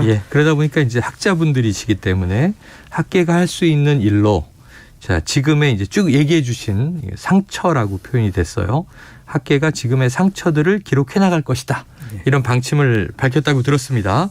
자, 그럼 어떤 이제 활동들을 하게 될까요? 아까 말씀드린 종편 심사위원 압박 관련된 사만 하더라도 이에 대한 규탄 성명서에 벌써 300명이 넘는 언론학자들이 이름을 올렸어요. 그래서 이것을 보면 사실 정치적 견해나 뭐 생각 등의 차이보다도 학계까지 일상적으로 다가오게 된 이런 터무니없는 방식의 비상식적인 사법 조치, 폭력적인 행위에 대한 분노가 더 크고 이게 모두의 어떤 공통된 의견이 아니냐라는 이야기로 저희는 받아들입니다. 동시에 학자로서 제일 잘하고 잘해야 되는 영역이 사회적 현상을 드러내고 국면을 분석하고 기록하고 공유해서 개선을 도모하는 일 아닙니까? 이게 어떻게 보면 학자들이 할 수 있는 방식의 현실 개입이죠. 그런 점에서 이번 일들에 대한 상처뿐만 아니고 대응의 모든 과정도 기록되어야 하고 또 그러할 것이라고 그날 모인 학자들이 의견을 모았습니다. 네. 자, 인수위 시절에는 이 천막 기자실을 깜짝 방문하기도 하고 용산의 집무실 이제 이전한 것이 1층의 프레스센터 출근할 때마다 기자들과 만나겠다. 그래서 또 이제 일정 기간은 도어 스태핑이라고 불리는 출근길 문답을 주고받기도 했어요. 그런데 이제 최근에 보면은 대부분 대통령의 의중이 관계자를 통해서 전원이 되거나 또 대통령실 주요 행사가 대통령실 전속 방식으로 취재돼서 배포가 되거나 이렇게 이루어지고 있는데 이런 좀 대통령이나 정부의 태도가 계속된다면 어떤 문제가 혹시 좀 우려되시는 점이 있습니까? 네, 저기 도어 스태핑 부분도 그렇고 어찌되었건 처음엔 조금의 기대가 있었습니다. 네네. 근데 결국 다시 어떤 익숙한 방식으로 돌아간 거죠. 이게 뭐냐면 오랫동안 사실 검찰이 언론과 하던 방식이에요. 언론을 네. 대하고 다루는 방식이거든요. 근데 이젠 검찰이 아니고 정부인데 말입니다. 네. 그래 아직도 그러고 있습니다. 그래서 그런 점은 많이 아쉬운데요. 이건 다른 토론회에서 하신 내용 나온 얘기이긴 하지만 검찰이 그동안 그렇게 했듯 지금 대통령실도 정확하게 의도된 내용을 언론에다가 하나의 스피커를 통해서 일방적으로 전달하는 걸 좀 선호하는 듯해 보여요. 네. 그래야 이제 정부의 독점권도 가지고 우위에 서서 이제 보안과 통제, 네. 조정이 가능하다는 발상이고 이건 실제 정보가 압도적으로 비대칭적으로 우위에 있는 검찰이 우리 언론을 대하는 방식이거든요. 그런데 네. 이제 이게 현실 정치로 오면 완전히 다르잖아요. 수많은 스피커들이 다양한 관점에서 정보를 교류하죠. 조절도 되죠. 네. 판단도 되고요. 합리적 수정도 됩니다. 그래서 반대했던 본인의 입장이 자기 입장이 되기도 합니다. 그런데 이렇게 권위적이고 경직된 조직에서 이러한 목소리들이 이렇게 나타날 수 있을지 그리고 발언 자체가 점점 힘들어지게 되겠죠. 그렇죠? 그런 점에서 저는 지금 대통령실에도 언론인 출신들이 많다고 들었습니다. 그리고 저도 개인적으로 그중에는 꽤 합리적이다라고 생각해 본 분들도 계시고요. 네. 그런 점에서 아쉽습니다. 자신들은 뭐 어떤 생각일지 모르겠지만 약간의 자괴감 그런 게 있을 수도 있을지 네. 모르고요. 어쨌든 지금 정부의 일부 모습에서 보이듯이 자신에게 불리한 언론 보도를 집중 타격하고 공격하고 법적으로 압박하고 이런 방식으로는 결국 시대착오적 퇴행밖에 없지 않겠나 이렇게 생각합니다. 네, 자 언론에는 이제 부여된 역할이 있습니다. 우리가 가장 많이 언급하는 게 이제 권력을 감시한다. 그리고 국민의 알 권리를 충족한다. 이런 게 이제 대표적이죠. 그런데 이제 어떤 시각으로 어떻게 전달하느냐에 따라서 또 이게 네. 좀 다르게 나타나기도 하니까. 자, 이런 관점에서 볼 때 이 MBC의 윤 대통령 비속어 자막 논란 이거 좀 컸고요. 네. 그리고 TBS 주요 프로그램의 정치 편향성 논란 이것도 지금 이제 진행되는 일이고 또 YTN의 리허설 영상 사용 논란 이런 것도 최근에 불거졌습니다. 이거 좀 어떻게 보십니까? 예, 이거는 이제 두 가지를 나눠서 좀 말씀드려야 될 것 같은데요. MBC의 윤 대통령 비속어 자막 논란이 있었고 이를 명분 삼아서 MBC에 대해서 해외 순방 대통령 전용기 탑승을 불허하는 조치가 있었잖아요. 네, 맞아요. YTN 리허설 영상 사용 논란 건도 어느 정도는 마찬가지인데 제가 볼 때 이 문제들의 핵심은 사실 국민들이 정확히는 모르는 풀 기자단 특히 이제 그 중에서도 법조 출입 기자단 문화를 좀 이해를 해야 될 것 같아요. 그 흔히들 알다시피 기자들 사이에서 출입처 문화라는 것도 있거든요. 네. 그래서 이번에 MBC 케이스나 YTN 케이스 모두 적어도 풀 기자단 내부의 시스템이나 이것과 100% 무관하거나 완벽히 사고로서 벌어진 일이다. 라고 보긴 어렵다는 겁니다. 제 관점에서. 왜냐하면 풀기자단은 모든 내용을 대부분 서로 알고 공유하고 합의하고 결정하고 또 책임도 지니까. 오히려 이 출입처 문화의 핵심은 이러한 좀 돌발사항, 위험사항에서도 부드럽게 넘어가도록 네네네. 그리고 누구 하나 왕따 당하지 않도록 작동하도록 사전에 미리 지내놓고 대비하고 내부적으로 해결도 하고 이런 거거든요. 네. 그래서 학계는 또 오랫동안 이 출입처 문화를 비판적으로 바라봤죠. 네. 그런 점에서 보면 거꾸로 보자면 아까 얘기했듯이 언론인 출신이 꽤 많은 지금 대통령실에서 왜 이렇게 직접 취재 제한 행위와 같이 동료를 공격하는 다분히 부당하고 비상식적인 처분을 가하고 동료들의 지혜를 제한하는지 언뜻 이해가 안 되는 거죠. 그동안의 관례로 보면 자신들도 함께 좀 흥분해야 될 상황일 수도 있고 그런데 가만히 있거나 발언 자체도 못하는 것으로 보면 이건 뭔가 더 어떤 큰 어떤 인치라고 어느 네. 학자는 표현하더라고요. 네. 뭐 이런 것이 있는지 혹은 뭐 스스로도 좀 부끄러워해야 되는 거 아닌가 이런 생각을 하고요. 예. 김어준 뉴스공장 정치 편향성 문제는 또 그렇습니다. 편향성 문제는 즉 공정성 문제와 얘기를 많이 하는데 네. 뭐 다들 알다시피 공정성 개념만큼 모호한 게 없거든요. 그래서 뭐 BBC나 다른 나라들에서도 대신에 이제 불편부당성, 즉 한쪽에 치우치지 않는다 네. 이런 개념이나 신뢰성, 균형성, 객관성 같은 개념을 많이 쓰잖아요. 네, 네. 그래서 간혹 BBC에서 행하는 방송 공정성 평가를 보더라도 개별 방송 내용의 옳고 그름을 평가하지는 않아요. 네네. 대신에 방송 내용에서 전문성 문제가 어땠느냐, 제작 과정에서 어떤 문제가 있지 않았나, 특정 주제에 대한 시각이 다양한가 이런 거를 다루는 거거든요. 네네. 즉 공영방송에서 공정한 거는 획일적이거나 천편일률적인 것이 아니고 오히려 다양한 것일 수 있죠. 네. 여러 얘기가 다양한 경로로 전문적으로 나오는 게 공정한 걸 수 있거든요. 네. 그런 점에서 지금 우리가 뉴스 공장을 바라보는 게 편향성 문제를 아주 정쟁적 시각으로만 보는 한정지어서 보는 점은 이게 매우 저는 안타까운 문제다 이렇게 네. 생각을 합니다. 알겠습니다. 자, 이게 마지막 질문이 될 것 같습니다. 시간이 참 아쉽네요. 자, 이게 이제 최근 수년 동안 이제 기성 미디어보다 이른바 유튜브라든가 뭐 인터넷 온라인 이런 것들을 통해서 이제 사회 이슈를 좀 전달받는 분이 많아졌어요. 많아지고 있고. 근데 이게 뭐 통제도 받지 않죠. 계약도 없죠. 또 이제 돈이 되죠. 그러다 보니까 자꾸 이제 좀 선정적이 되고 가짜 뉴스도 양산이 되고 이 과도한 과장이나 왜곡도 있고 이게 좀 국민들을 너무 진영화하는 거 아니냐, 팬덤화하는 거 아니냐 이런 비판도 있는데 자, 이게 신뢰를 잃어가는 기성 언론 앞으로 어떻게 해야 됩니까? 이게 참 어려운 문제인데요. 그 정치 권력과 그 언론은 본연적으로 긴장 관계여야 하잖아요. 네. 예. 근데 어떻게 보면 우리의 긴장 관계는 조금 정치적 긴장 관계였죠. 그러니까 이게 어떻게 보면 새로운 문화나 역사와 경험이 필요하다. 저는 그렇게 생각을 합니다. 네. 이거는 다르게 얘기하자면 전문 언론인의 직업 윤리나 문화이기도 하거든요.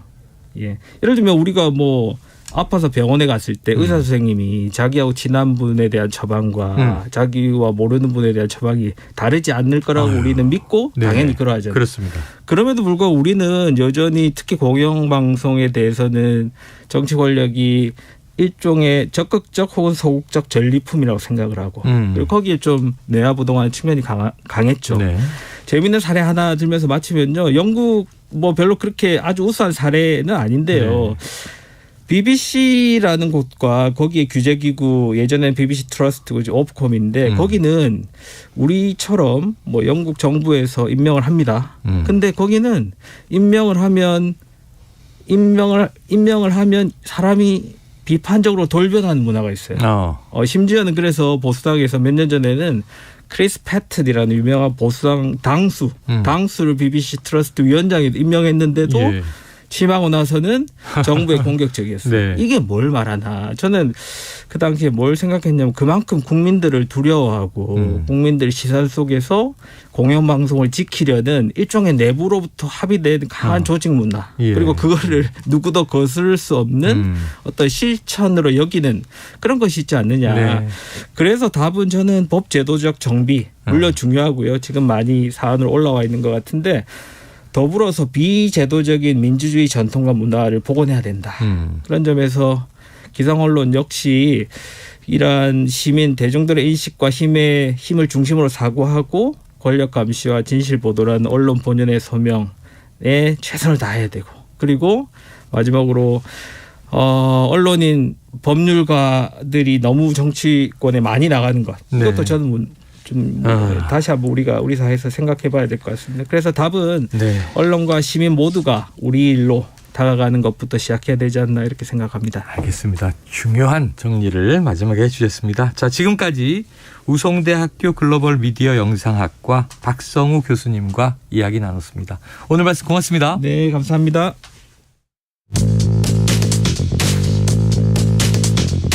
최영일의 시사본부는 여러분과 함께합니다.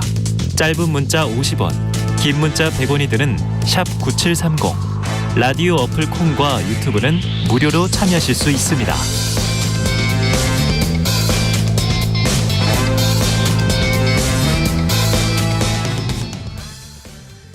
Hit me and don't make me strong.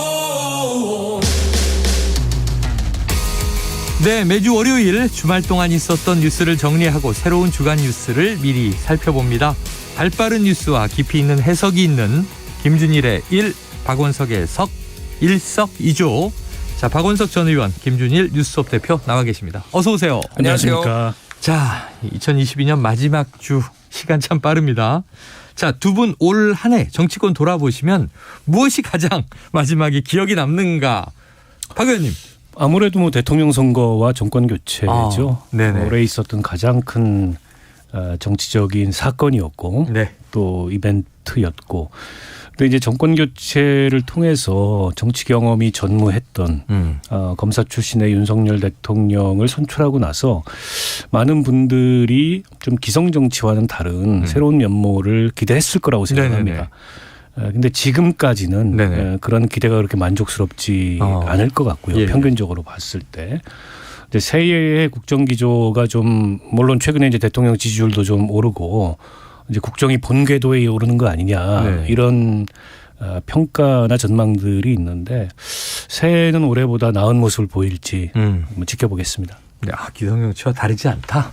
실망스럽다 이런 얘기셨는데 좀 많이 다르지 않나 싶기도 한데 김준일 대표님은 뭘 꼽으시겠어요? 제가 박원석 의원님하고 방금 올해 뭐 꼽냐고 물어보니까 정권 교체 꼽겠다고 그래서 올드하다 진짜. 누구나 예상할 수 있는 저런 거를 꼽아오시냐. 대놓고 앞에 있는데 그렇게 비판해도 됩니까? 네, 서로 이렇게 비판합니다. 저보고 정치를 일면만 본다고 지난주에 얘기하셨잖아요. 복수전이네요. 복수전. 오늘도 마찬가지일 겁니다. 복수혈전입니다. 말씀하세요. 저는 올해 여러 가지가 있었지만은 가장 상징적인 게 바이든 날리면 논쟁이었어요. 바이든 날리면 논쟁. 그러니까 이런 거가 국가의 이슈가 될 수도 있구나.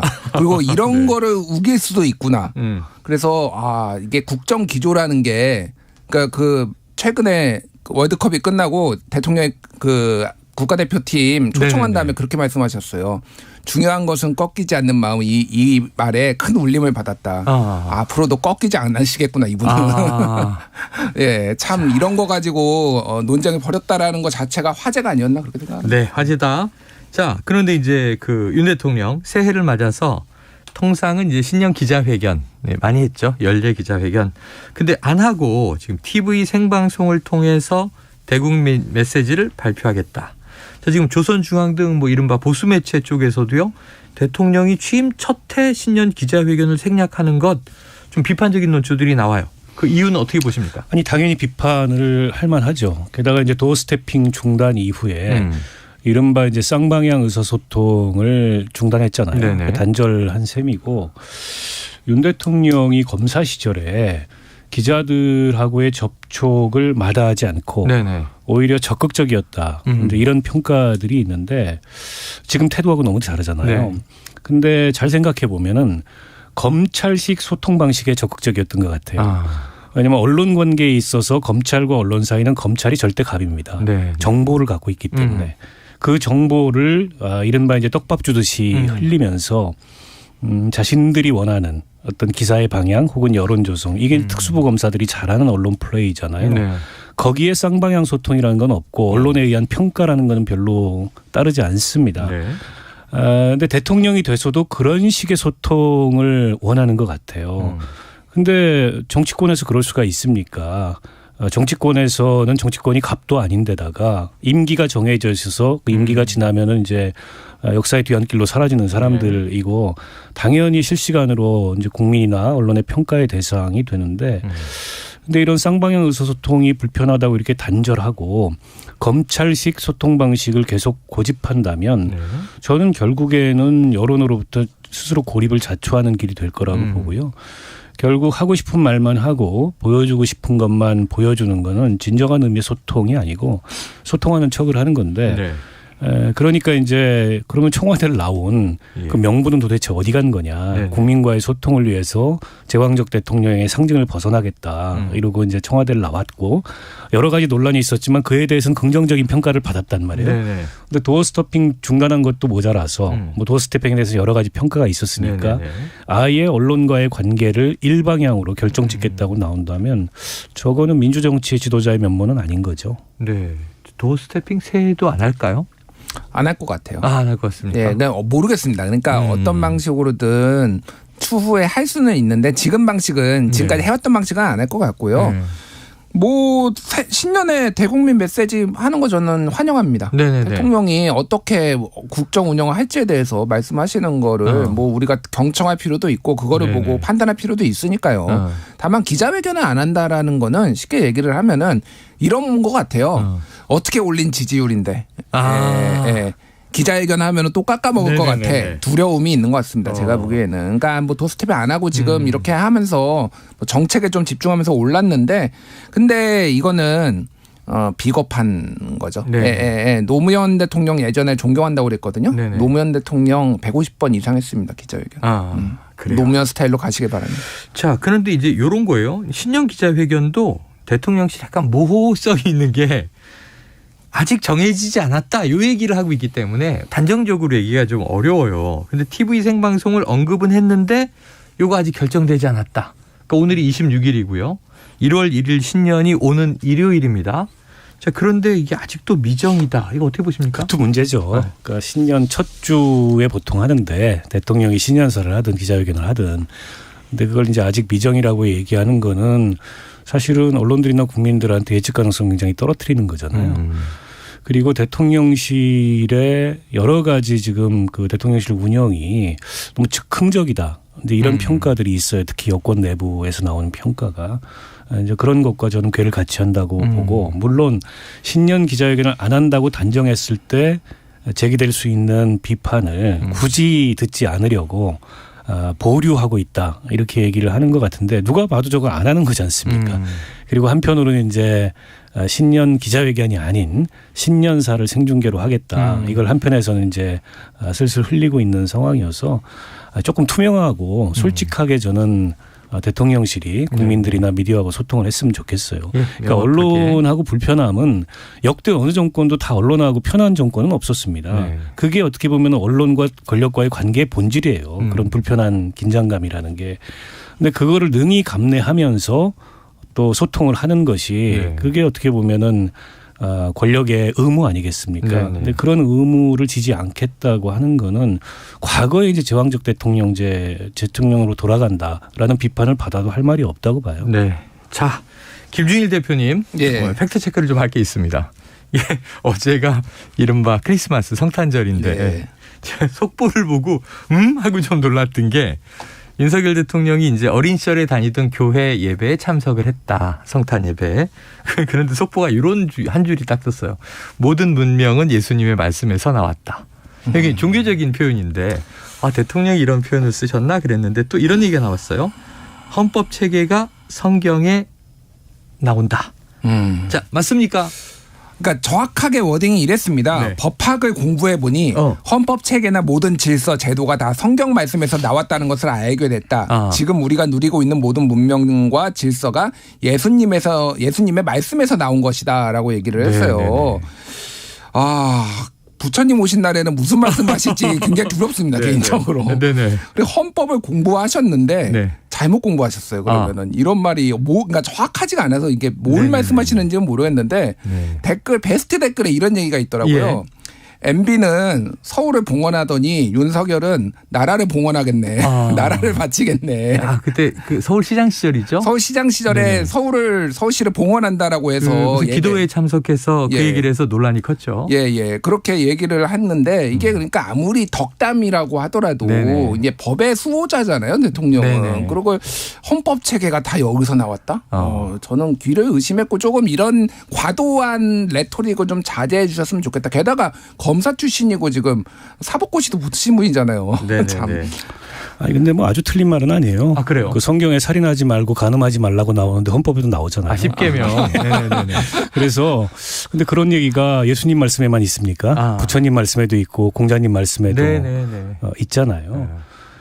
이게 성경이든 불경이든 아니면 유교의 경전이든 아주 오래된 어떻게 보면은 문명의 기원이자 철학 같은 거기 때문에 다 바탕이 있죠 거기에. 근데 이제 헌법을 수호하는 대통령이라면 저런 말씀을 하시면 안 되는 게 우리 헌법은 정교 분리가 원칙이고 국교를 두지 않는 것을 원칙으로 하고 있습니다. 그러니까 헌법 정신하고 저런 말씀은 자칫 오해를 빚을 수가 있어요. 그래서 종교적으로 치우친 그런 발언을 정치 지도자들이 하지 않는 게 어쨌든 종교 국가가 아닌 이상 미국처럼 기독교 국가이거나 아니면 많은 무슬림 국가들처럼 그런 국가가 아닌 이상 저런 치우친 발언을 하지 않는 게 저는 정치인한테 금도고 원칙인데 아니 김준일 기자 말대로 그럼 부처님 오신 날은 어떻게 하시려고 저런 말씀을 하시고 또 다른 성균관이나 이런 데 찾아가서는 어떻게 말씀하시려고 저런 얘기를 하시는지 제가 보기에는 뭐 크게 뭐 문제를 삼지 않아서 그렇지 일종의 실언이죠. 실언이다. 자, 이게 성탄절이긴 하지만 특정 종교를 언급해서 이게 온라인 커뮤니티에서 좀 논란이 벌어진 것 같아요. 보니까 미국이 기독교 국가다라고 우리가 흔히 생각하는데 거기도 종교가 많잖아요. 오바마 대통령 시절에는 메리 크리스마스가 문제가 돼서 이 크라이스트가 들어있으니까 그냥 아예 해피 할러데이 이렇게 얘기하고 넘어가는 걸로 미국도 많이 좀 풍습이 바뀌었더라고요. 자, 성탄 예배 보니까 이제 김건희 여사가 이제 함께 동행을 했습니다. 김건희 여사가 이달 들어서만 13번의 공개 활동을 했다. 이 대통령실이 제공한 사진으로 이제 알려졌는데요. 올해 김건희 여사의 행보 어떻게 평가하시고 내년 전망은 어떻게 하시는지. 김준일 대표님은요. 저는 뭐 갈수록 좋아지고 있다라고 봅니다. 그러니까 익숙해지고 있다. 쉽게 얘기하면은 이런 의전 이런 거에 익숙해지고 있고 처음에는 너무 아마추어틱하고 좌충우돌하고 본인의 의욕이 앞섰는데 그러니까 최근에는 언론을 대동하고 행사에 갔어요. 저는 그게 큰 발전이라고 봅니다. 그렇게 진작에 했어야 된다고 박원석 의원님도 저도 그렇게 얘기를 했잖아요. 그런 부분에 있어서는 이제 좀 전부 다 나아졌다는데 긍정적인 평가를 할 수가 있는데 다만 이게 조금 실질적이었으면 좋겠어요. 예를 들면은 최근에 한가족 부모, 한부모 가족에 관련해서 이제 뭐 방문도 하고 그러면서 아이도 안고 지원을 현실화하겠다 뭐 이런 얘기를 했거든요. 근데 여당에서 최근에 이제 예산안 통과시켰는데 이를테면 청소년 한부모 양육 이거는 올해보다 17.7% 내년 삭감했고요. 복지시설 지원 예산도 19.2% 삭감했습니다. 그리고 뭐 일자리 청년 뭐 일자리 예산도 20.2% 삭감을 했어요. 그러니까 제가 얘기하는 거는 이런 거는 조금 이미지만 하지 말고 직접 뭐 좀 뭐 물론 이제 대통령 여사가 김건희 여사가 할 수 있는 건 아니지만은 그런 거가 있으면 말로만 이렇게 때우려고 하면 안 되죠. 그러니까 실질적으로 이런 식으로 약간 양도구역처럼 하는 게 그러면 정부 여당에서도 뭔가 좀 뒷받침을 하는 게 뭐가 있어야 될 거 아니에요. 그 정도의 해야지 이미지로만 뭔가를 하려고 하면 안 된다. 이렇게 말씀드리겠습니다. 그래요. 실질적인 지원이 좀 있길 바란다. 자, 지금 연말이다 보니까 이제 사면 나왔습니다. 사면. 그런데 아까 일부에서도 쭉 다뤘지만 이제 이명박 전 대통령, 김경수 전 경남지사 얘기만 주로 많이 나오는데 내용을 보면 뭐 최경환 전 부총리나 원세훈 전 국정원장, 남재준 전 또 국정원장 쭉 있어요. 블랙리스트, 화이트리스트 사태로 기소됐던 김기춘 전 비서실장, 조윤선 전 장관 등 국정농단 관련 인사들이 대거 특사 명단에 포함이 됐습니다. 불법 사찰로 실형을 받았던 우병우 전 민정수석 사명 복권 명단에 또 이름을 올렸어요. 이번에 사면 상황 어떻게 보세요, 박 의원님? 글쎄요, 저는 대통령의 특별 사면권은 나중에 우리가 개헌을 한다면 없애야 된다고 봅니다. 없애야 된다. 이제 이게 근대의 법치에 대한 관념하고 맞지 않고 법치주의에 대한 이제 과도한 예외를 인정하는 거기 때문에 일반 사면권은 사람을 대상으로 하는 게 아니고 어떤 특정한 죄를 대상으로 하는 거고 국회의 동의를 받아야 되기 때문에 그거는 최소한의 견제 장치가 있는데 원래 이 대통령의 특별 사면권은 과거에 왕들이 행사하던 그런 권한이거든요. 지금도 똑같아요. 다만 이제 특별 사면권을 행사함에 있어서 이게 이제 사면권 남용에 해당하지 않는지 형평성에 부합하는지 이런 정치적 고려를 하죠. 근데 이번에 이제 특사 논란은 그런 정치적 고려가 없이 이게 너무 한쪽으로 기울어진 그런 어떤 내편 통합, 국민 통합이 아닌 내편 통합 사면 아니냐 이런 비난이 나오는 것 같아요. 김경수 지사 뭐 죄질이 나쁘다 한마디로 복권까지 해줄 수 없다라는 건데 물론 죄질이 좋다고 할 수 없죠. 근데 죄질을 추상적이거나 주관적인 게 아니고 객관적으로는 어떻게 우리가 평가할 수 있을까요? 형량으로 평가하는 거지 않습니까? 그에 비하면 이명박 전 대통령 훨씬 더 중범죄자예요. 그리고 본인이 반성의 기미도 없고.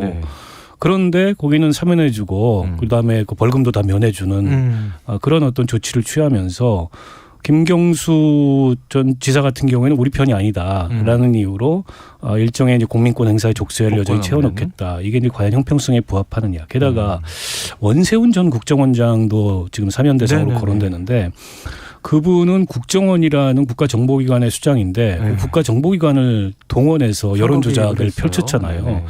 그리고 그로 인해서 한 14년 2개월 정도의 형을 받았는데 과연 원세훈 전 원장이 김경수 지사보다 죄질이 덜 나쁘다고 할 수 있느냐. 그런 측면에서 좀 납득이 안 가는 그런 조치를 취하고 있고 아직 사면 명단이 확정이 안 됐습니다만 지금 줄줄이 거론되는 분들이 보면 다 국정농단 사건의 몸통들로 연루가 돼서 윤석열 대통령이 검사 시절에 그리고 한동훈 법무부 장관이 검사 시절에 처벌한 사람들이에요. 그러니까 대통령이 사면권을 행사하더라도 그게 어쨌든 법치주의의 일관성을 흔들면 안 되는데 본인이 구속시키고 본인이 처벌해 놓고 본인이 그 당시의 정치적 상황 때문이었다라고 얘기를 하고 지금 다 사면을 한다면 이거는 글쎄요. 어떤 전직 검사로서의 법치주의에 대한 본인의 어떤 일관성마저도 제가 보기에는 부정하는 그런 사면이 아닌가 싶습니다. 자, 지금 국민의힘 뭐 전당대회도 결정되고 관련 얘기도 있는데 이건 내년이 시작돼도 계속 이어질 얘기이기 때문에 시간 관계상 이제 민주당 이슈로 넘어가 보겠습니다. 전국 민생 투어 중인 이재명 대표, 문재인 전 대통령 양산 사저를 방문한다. 이런 소식이 나왔는데 자, 당에서는 새해 인사와 덕담을 듣는 것뿐이다. 이렇게 해명했습니다만 지금 검찰 소환이 임박했잖아요. 좀 속내 어떻게 분석하십니까? 이재명 대표의 속내요? 네. 뭐 당 친문들 이제 어떤 다독이기 뭐 이런 걸로 볼 수 있을 텐데 뭐 지금 현역 친문 의원들이 이런 걸로 이렇게 뭐 우리가 그러면 이재명을 지키겠습니다 이렇게 나설 것 같지는 않아요. 그러니까 지금 워낙 이제 정치 상황이 복잡하고 민주당 의원분들 얘기를 들어보면은 그러니까 친명 말고 핵심 측면 말고 전체적으로 의원들은 이거에 대해서 어떻게 하면 좋지? 이런 거예요. 그리고 입장 표명도 사실은 하기를 좀 꺼려해요. 그러니까 이거를 뭐 아예 방탄을 뭐 지켜야 된다 아니면 말아야 된다 이것도 하기도 어려울 정도로 지금 전체적으로 어떻게 검찰 수사가 진행될지도 모르겠고 그러니까 뭐 그런 상황인 것 같습니다. 그래서 뭐 이재명 대표가 만나는 거야 뭐 자유고 또 노무현 대통령도 만나는 그러니까 권양숙 여사도 만난다고 하니까 그거야 뭐 자유인데 이게 무슨 그러니까 검찰 수사를 바꿀 수 있는 건 아니잖아요. 이게. 그러니까 민주당이 뭐 혼연일체가 돼서 이거 검찰의 야당 탄압에 맞서는 거를 기대를 하는 것 같은데 그렇게 쉽게 될 것 같지는 않아요. 지금 뭐 이렇게 생각들이 너무 다르더라고요. 네. 그러면은 박 의원님, 그 만남이 문 전 대통령과 이재명 대표 만남이 성사될 것이냐, 또 성사가 된다면 이 대표 쪽에게 도움이 될 것이냐, 어떻게 보십니까? 글쎄요, 뭐 이재명 대표는 어쨌든 뭐 그런 기대를 하고 만나는 거겠죠. 그래서 민주당과 이재명 대표와 문재인 대통령 다 공동 운명체다. 때문에 지금 윤석열 정권의 이런 정치 보복에 함께 맞서야 된다.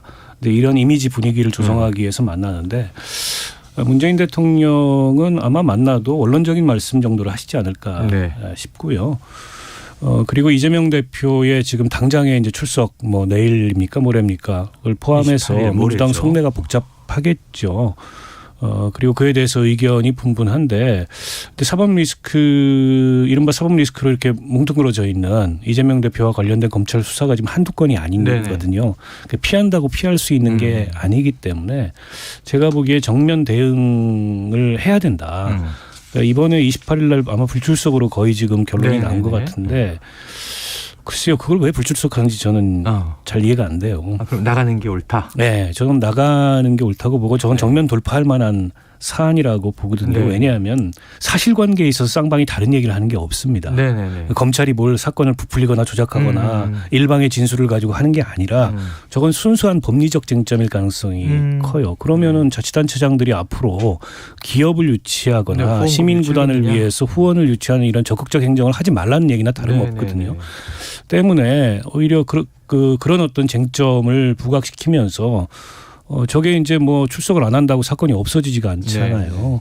아마 이재명 대표 쪽에서는 서면으로 그러니까 포토라인에 서지 않는 모습으로 가름을 했으면 하는 바람이 있는 것 같은데 앞으로도 사건이 많기 때문에 언젠가는 그런 장면이 오는데 성남FC 사건마저도 이 사안을 좀 중립적인 위치에서 지켜보는 국민들한테 뭐가 캥겨서 저러는 거 아니야? 라는 느낌을 줄 필요는 없다고 봐요. 그런 면에서 저는 일반적인 예상을 깨고 출석해서 오히려 정면 돌파하는 게 낫지 않은가 이런 생각인데 뭐 그럴지는 지켜봐야 될 것 같습니다. 지켜보죠. 자, 더불어민주당이 윤석열 사단이다 하면서 이제 이재명 대표 수사 검사들의 명단과 얼굴을 공개한 일이 있어요. 이게 논란이 이제 벌어졌는데 한동훈 장관은 좌표 찍기고 조리 돌림이다 이렇게 이제 비판을 했고 민주당 쪽에서는 이거 홈페이지 기사에 다 공개된 걸 우리는 정리했을 뿐이다 이런 건데 이건 어떻게 보십니까?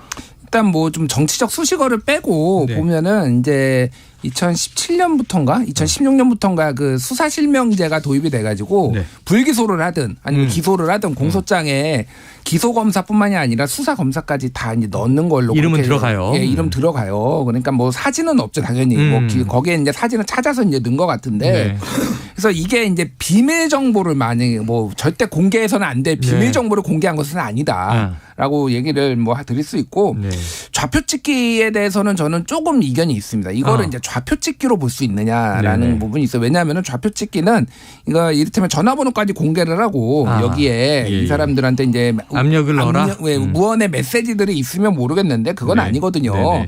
다만 이제 이게 그런 느낌이에요. 그러니까 이게 쉽게 얘기를 하면은 검찰의 수사는 야당 탄압이다. 그래서 뭐 이를테면은 진보 진영에서 친일 부역자 명단 뭐 공개하고 뭐 그러잖아요. 그렇게 얼굴하고 이름하고 해서 이 사람이 무슨 죄를 지었고 뭐 그런 느낌입니다. 그러니까 이 사람들도 검찰 부역 윤석열 검찰 부역자 명단 뭐 이런 식으로 하는 거예요. 그래서 이거는 정치적으로는 충분히 논란이 될 수 있다라고 보고 저는 정무적으로 이게 옳은 판단인가는 사실 들어요. 그러니까 이게 뭐냐면은 민주당과 검찰이라는 대립구도를 가지고 프레임을 가지고 가는 거잖아요. 그렇죠. 근데 이거를 그럼 언제까지 가지고 갈 거냐 이거를. 그러니까 수사가 한 건이 아니라 지금 한 대여섯 건이 굴러가고 있는데 언제까지 이렇게 가져갈 거냐. 정무적으로 저는 이거는 옳지 않은 판단이다라고 생각을 합니다. 그래서 뭐 박원석 의원님 말씀하셨지만은 이 건은 저는 출석을 하는 게 맞다고 봐요. 이 건은 진짜로 뭐 법리적으로 지금 다퉈야 될 문제이기 때문에 좀 이게 좀 구분해서 좀 볼 필요는 있을 것 같습니다. 어느 사안 어느 시점엔가 뭐 불구속으로라도 기소를 하게 되면 또 재판정을 아니 나갈 수 없는 상황이 이제 도래하겠죠. 알겠습니다. 자, 이제 우리 전공법으로 대응하는 게 낫다. 두 분의 이제 의견 일치했고요. 끝으로 요거 하나 여쭤볼게요. 이낙연 전 대표가 또 오랜만에 등장을 했습니다. 그 어제 별세한 조세희 작가를 애도하면서 대한민국이 방향을 잃고 있다. 자, 어찌 보면 이제 윤석열 정부를 비판한 것이고, 근데 조기 귀국 대신에 예정대로 내년 5월이나 6월에 귀국할 가능성이 크다. 이렇게 또 이제 알려지곤 있는데 이 시점에 SNS에 글을 쓴 의도, 정치인으로서 박 의원님 어떻게 좀 해석하시겠습니까? 글쎄요, 변영윤 교수님이나 조세희 작가가 최근에 별세를 했기 때문에 그걸 이제 그 추모하면서 이런 글을 쓴 거기 때문에 뭐 특별한 어떤 정치적 행간이나 의미가 있다고 보기보다는 그냥 뭐 할 만한 시기에 자연스럽다. 할 만한 계기를 통해서 할 만한 얘기를 한 거라고 보는데 그와 별개로 요즘에 이낙연 대표가 좀 분주하다. 눈에 보이지 않게 이런 얘기들이 조금씩 들려와요. 별로 평소에 연락 안 하시던 분들한테 텔레그램이나 SNS로 연락도 자주 하고 이런다 그래요. 아마 귀국 준비를 하는 거겠죠. 게다가 이재명 대표 사법 리스크로 민주당의 이제 리더십의 위기가 오고 있기 때문에 그로 인해서 몸은 미국에 있지만 마음은 어쨌든 대한민국에서 바쁘게 움직이고 있지 않을까 이렇게 생각합니다. 자, 김유일 대표님 연락 받으셨습니까? 못 받았고요. 안 하실 겁니다. 별로 친하진 않으시군요. 뭐 중요한 거는 어쨌든 지금 정치적 공간이 넓어지고 있다. 다들 그렇게 보고 있어. 그래서 박영선 전 장관, 뭐 임종석 실장 등등 해서 다들 기지개를 펴고 있다. 뭐 이렇게 봐야 될 것 같습니다. 알겠습니다. 자, 새해에 주목할 대목 한 가지로 또 짚어두도록 하죠. 자, 일석이조 박원석 전 의원, 김준일 대표와 함께했습니다. 두 분 말씀 고맙습니다. 감사합니다. 고맙습니다. Splish splash, I was taking a bath long about a Saturday night. Yeah. 점심 먹고 유쾌한 시사 디저트 한 입. 최영일의 시사본부. 네, 자 문희정 국제시사평론가와 함께하는 국제본부. 올해의 마지막 국제본부 시간. 아, 그러네요. 네, 내년이 돼요. 그러네요. 예. 자, 평론가님은 나와 계십니다. 어서 오세요. 네, 안녕하십니까. 그러면 문득 올해를 정리하는 뉴스들을 가지고 나왔어야 했나라는 생각이 잠깐 들었지만 그런 의례적인 것보다는 실시간 세계가 돌아가는 상황이 중요하기 때문에 근데 아마 오늘 전해드리는 뉴스들을 보시면은 올 한 해가 결국은 이런 것들로 점철됐구나를 짐작하실 수 있는 내용들이에요. 지구촌이 어땠는가. 네. 자, 이거 말이죠. 프랑스 파리. 참 이게 프랑스 대혁명 자유의 상징. 이 백인 인종차별주의자가요. 쿠르드족을 향해서 총을 난사하는 사건이 벌어졌다고 해요. 어떻게 된 일입니까? 이게 파리 10지구라고 해서 번화가예요. 네네네. 여기에 이제 쿠르드족들이 이제 주로 모여서 생활하고 있는 문화센터가 있는데 이쪽 이제 출입구에서 사람들이 내려오고 있는데 이쪽을 향해서 이제 총을 발사를 한 겁니다.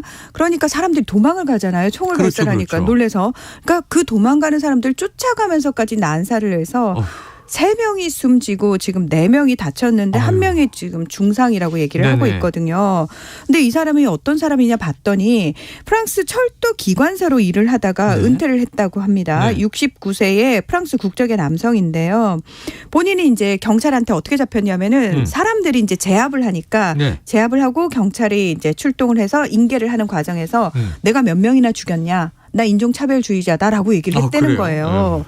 자, 그러니까 이제 현지 언론들 보도에 따르면은 이 사람이 쿠르드족을 겨냥해서 이번 테러를 계획했다 이런 진술을 했다 이런 얘기까지 나온 겁니다. 근데 실제로 이제 조사를 해보니까 나는 외국인 혐오주의자고 그래서 외국인을 대상으로 범죄를 저질렀다라고 본인이 직접 이야기를 했다고 합니다. 경찰은 일단 이분이 이제 제정신은 아닌 것 같아요. 그래서 의사들 소견에 따라서 조사를 일시 중단하고 정신병원으로 옮긴 상태라고 합니다. 지금 엠마누엘 마크롱 프랑스 대통령을 비롯해서 많은 정치인들이 쿠르드인들이 파리 중심부에서 끔찍한 공격의 표적이 됐다면서 극우 단체들을 비판을 했고요. 하지만 제랄드 다르마냉 내무부 장관, 이 사람이 이제 경찰 조직을 총괄하고 있는 사람인데 용의자가 분명히 외국인을 표적으로 삼았다면서도 쿠르드족을 노린 것인지는 확실하지 않다. 이렇게 약간 선을 그어서 이야기를 했습니다. 수사의 책임자는 조금 신중하고 정치인들은 이거 이제 비판을 하고 있는데 그런데 이 총격 사건이 벌어진 곳 쿠르드족 문화센터가 있는 곳이다. 쿠르드족이 많이 모인다 얘기는 해주셨는데 여기서 쿠르드족의 시위가 벌어지고 있다 이렇게 이제 기사가 있어서 그 시위의 이유는 뭡니까? 그러니까 앞서서 그 내무부 장관의 발언하고 관련이 있어요. 자, 프랑스 당국은 이번 공격을 인종차별주의 성향을 가진 외로운 늑대형 인물이 벌인 범행, 그러니까 개인의 단독 범행으로 보고 있어서 사건 수사도 국립 대테러 검찰청이 아닌 파리 검찰이 진행을 하고 있는데요. 근데 쿠르드 공동체는 뭐라고 얘기를 하냐면 이건 명백히 쿠르드인을 겨냥한 테러다. 이게 왜 그냥 단순 범죄냐. 이거 테러로 규정해 달라라고 이야기를 하고 있는 겁니다. 특히 쿠르드족들은 본인들을 가장 강력하게 단합해온 튀르키예가 이 사건의 배후에 있다고 주장을 하고 있는데 그러니까 실제로 2013년에 쿠르드족 여성 활동가 3명이 끔찍하게 살해당하는 사건이 발생을 했거든요. 이때 이제 용의자가 튀르키예 국적의 용의자였습니다. 근데 당시에 용의자가 재판을 앞두고 스스로 목숨을 끊거든요.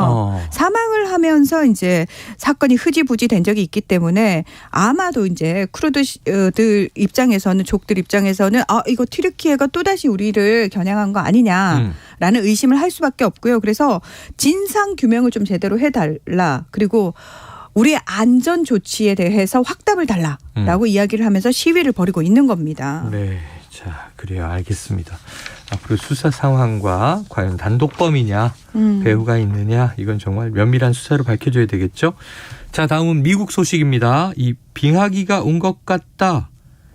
이런 얘기가 나올 정도로 네. 기록적인 한파가 몰아치고 있어요? 그렇습니다. 이제 우리도 왜 사실 뭐 지진이 나거나 한파 주의보 이런 거 문자 받잖아요. 맞아요. 미국인들도 지금 60% 정도가 이 한파나 폭설과 관련한 주의보 또는 경보 메시지를 받았다고 합니다. 네. 자, 그 정도로 지금 미국이 며칠째 역대 최악의 기상 상황을 보이고 있는데요. 그래요? 북부 지역 같은 경우에는 체감 온도가 영하 50도래요. 그래서 외출하지 마시라고 나가시면 동상 걸리니까. 영하 50도요? 예. 지금 그래서 10도도 추운데 우리나라. 맞습니다. 이 서부 일부 지역을 제외하고 미국 대부분이 피해를 입은 것으로 알려졌는데 전국적으로 고속도로 폐쇄됐고요. 그리고 이 빙판길 교통사고, 폭풍 피해, 조난 등으로 21일 이후 7개 주에서 최소 30명 이상이 사망을 했다라고 얘기를 하는데 이 사망자도 사실 계속 늘어나고 있는 상황입니다.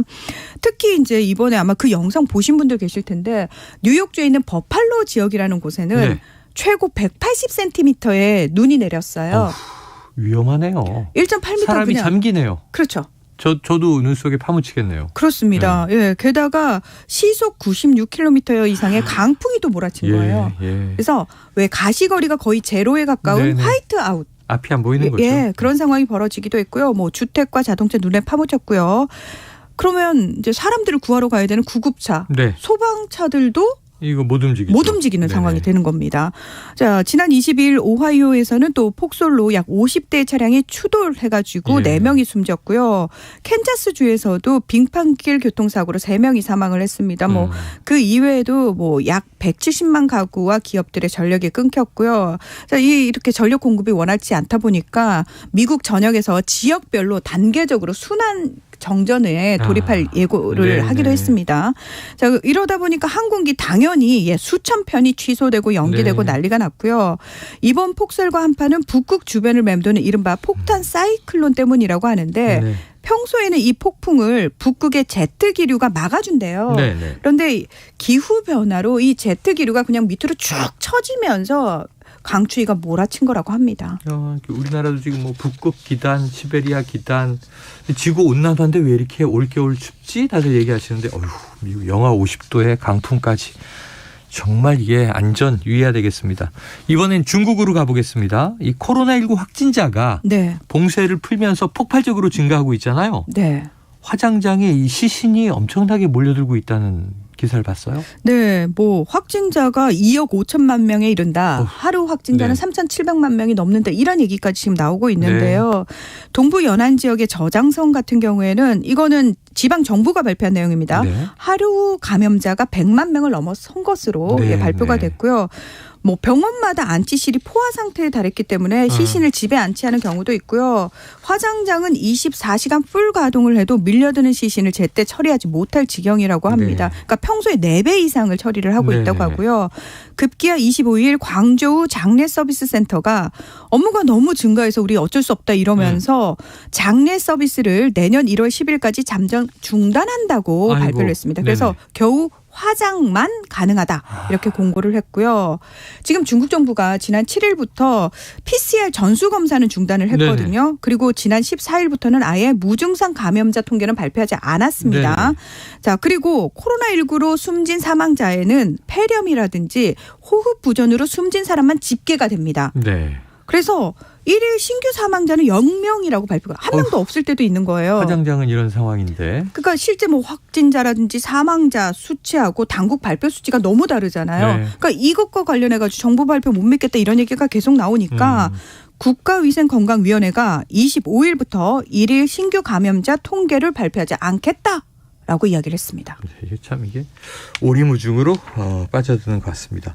이 정도면 뭐 정부가 방역 자체에 손을 놓은 것 아닌가 이런 생각이 확 드는데 지금 뭐 더불어서 중국산 백신에 대한 불신도 커지고 있다고요. 그렇습니다. 이 중국 내 전문가들은 전체 인구의 80에서 90%가 감염될 수 있다거나 위중증 환자가 계속 증가할 것으로 전망을 했는데요. 뭐 내년에는 100만 명 이상이 코로나19에 감염돼서 사망할 것이다 이런 얘기도 있습니다. 자, 그런데 중국 질병통제센터에서 일했던 전문가들 입에서 무슨 얘기가 나왔냐면은 중국산 백신은 면역력 수준에 불과하기 때문에 감염 예방에 큰 효과가 없다. 네. 이런 얘기가 나온 겁니다. 그러니까 중국이 자체 개발한 불활성화 백신인 시노팜과 시노백 백신이 mRNA 백신보다 효능이 낮다는 연구 결과까지 나온 거예요. 자, 그러니까 이제 중국에서는 외국산 백신을 맞기 위해서 마카오나 홍콩으로 떠나는 사람들도 늘고 있다고 합니다. 자, 그런데 중국 당국은 무슨 얘기냐? 우리 백신 효능 좋다. 그리고 이제 미국이 사실 이게 이제 이렇게 폭발적으로 증가하는 이유 중에 하나가 백신 접종을 잘 안 하기 때문이고 사람들의 불신 때문이잖아요. 그래서 백신을 지원을 해줄까라고 얘기를 했는데 중국 정부가 공식적으로 거부했습니다. 아니 우리 충분히 가능해라고 이야기를 했고요. 지금 독일 같은 경우에는 올라프 숄츠 독일 총리가 왜 중국 방문하지 않았습니까? 네네. 그때 이제 얘기한 게 뭐였냐면 중국 내에 있는 독일 사람들한테 제발 독일의 화이자 백신 좀 맞힐 수 있게 해달라라고 해서 지금 화이자 백신이 중국으로 들어갔고 독일 사람들 위주로 지금 접종이 시작이 됐습니다. 네, 그래요. 알겠습니다. 짧게 한번 아프가니스탄 소식 보죠. 여성들에게 대학 교육 금지령이 내려지고 비정부기구 NGO 활동까지 금지됐다. 이게 좀 살벌하네요. 네.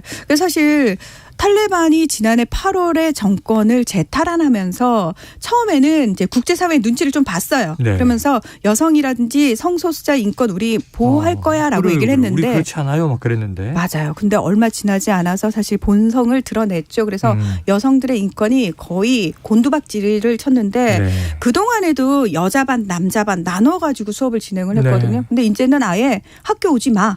근데 이유가 뭐냐 그랬더니 니들이 복장 규정을 잘 안 지켰어. 그래서 추가 통보 있을 때까지는 학교도 오지 말고 그리고 NGO 활동도 안 된다라고 얘기를 해서 NGO 활동으로 먹고 사는 많은 여성들이 지금 위험에 처했습니다. 이란도 지금 반정부 시위가 히잡 때문에 벌어졌는데 말이죠. 자, 지금까지 문희정 국제시사평론가와 국제상황 알아보는 국제본부였습니다. 오늘 말씀 고맙습니다. 고맙습니다. 자, 최영일의 시사본부 오늘 준비한 내용 여기까지 전해드렸습니다. 저는 내일 화요일 낮 12시 20분에 다시 찾아뵙도록 하겠습니다. 오늘도 청취해 주신 여러분 고맙습니다.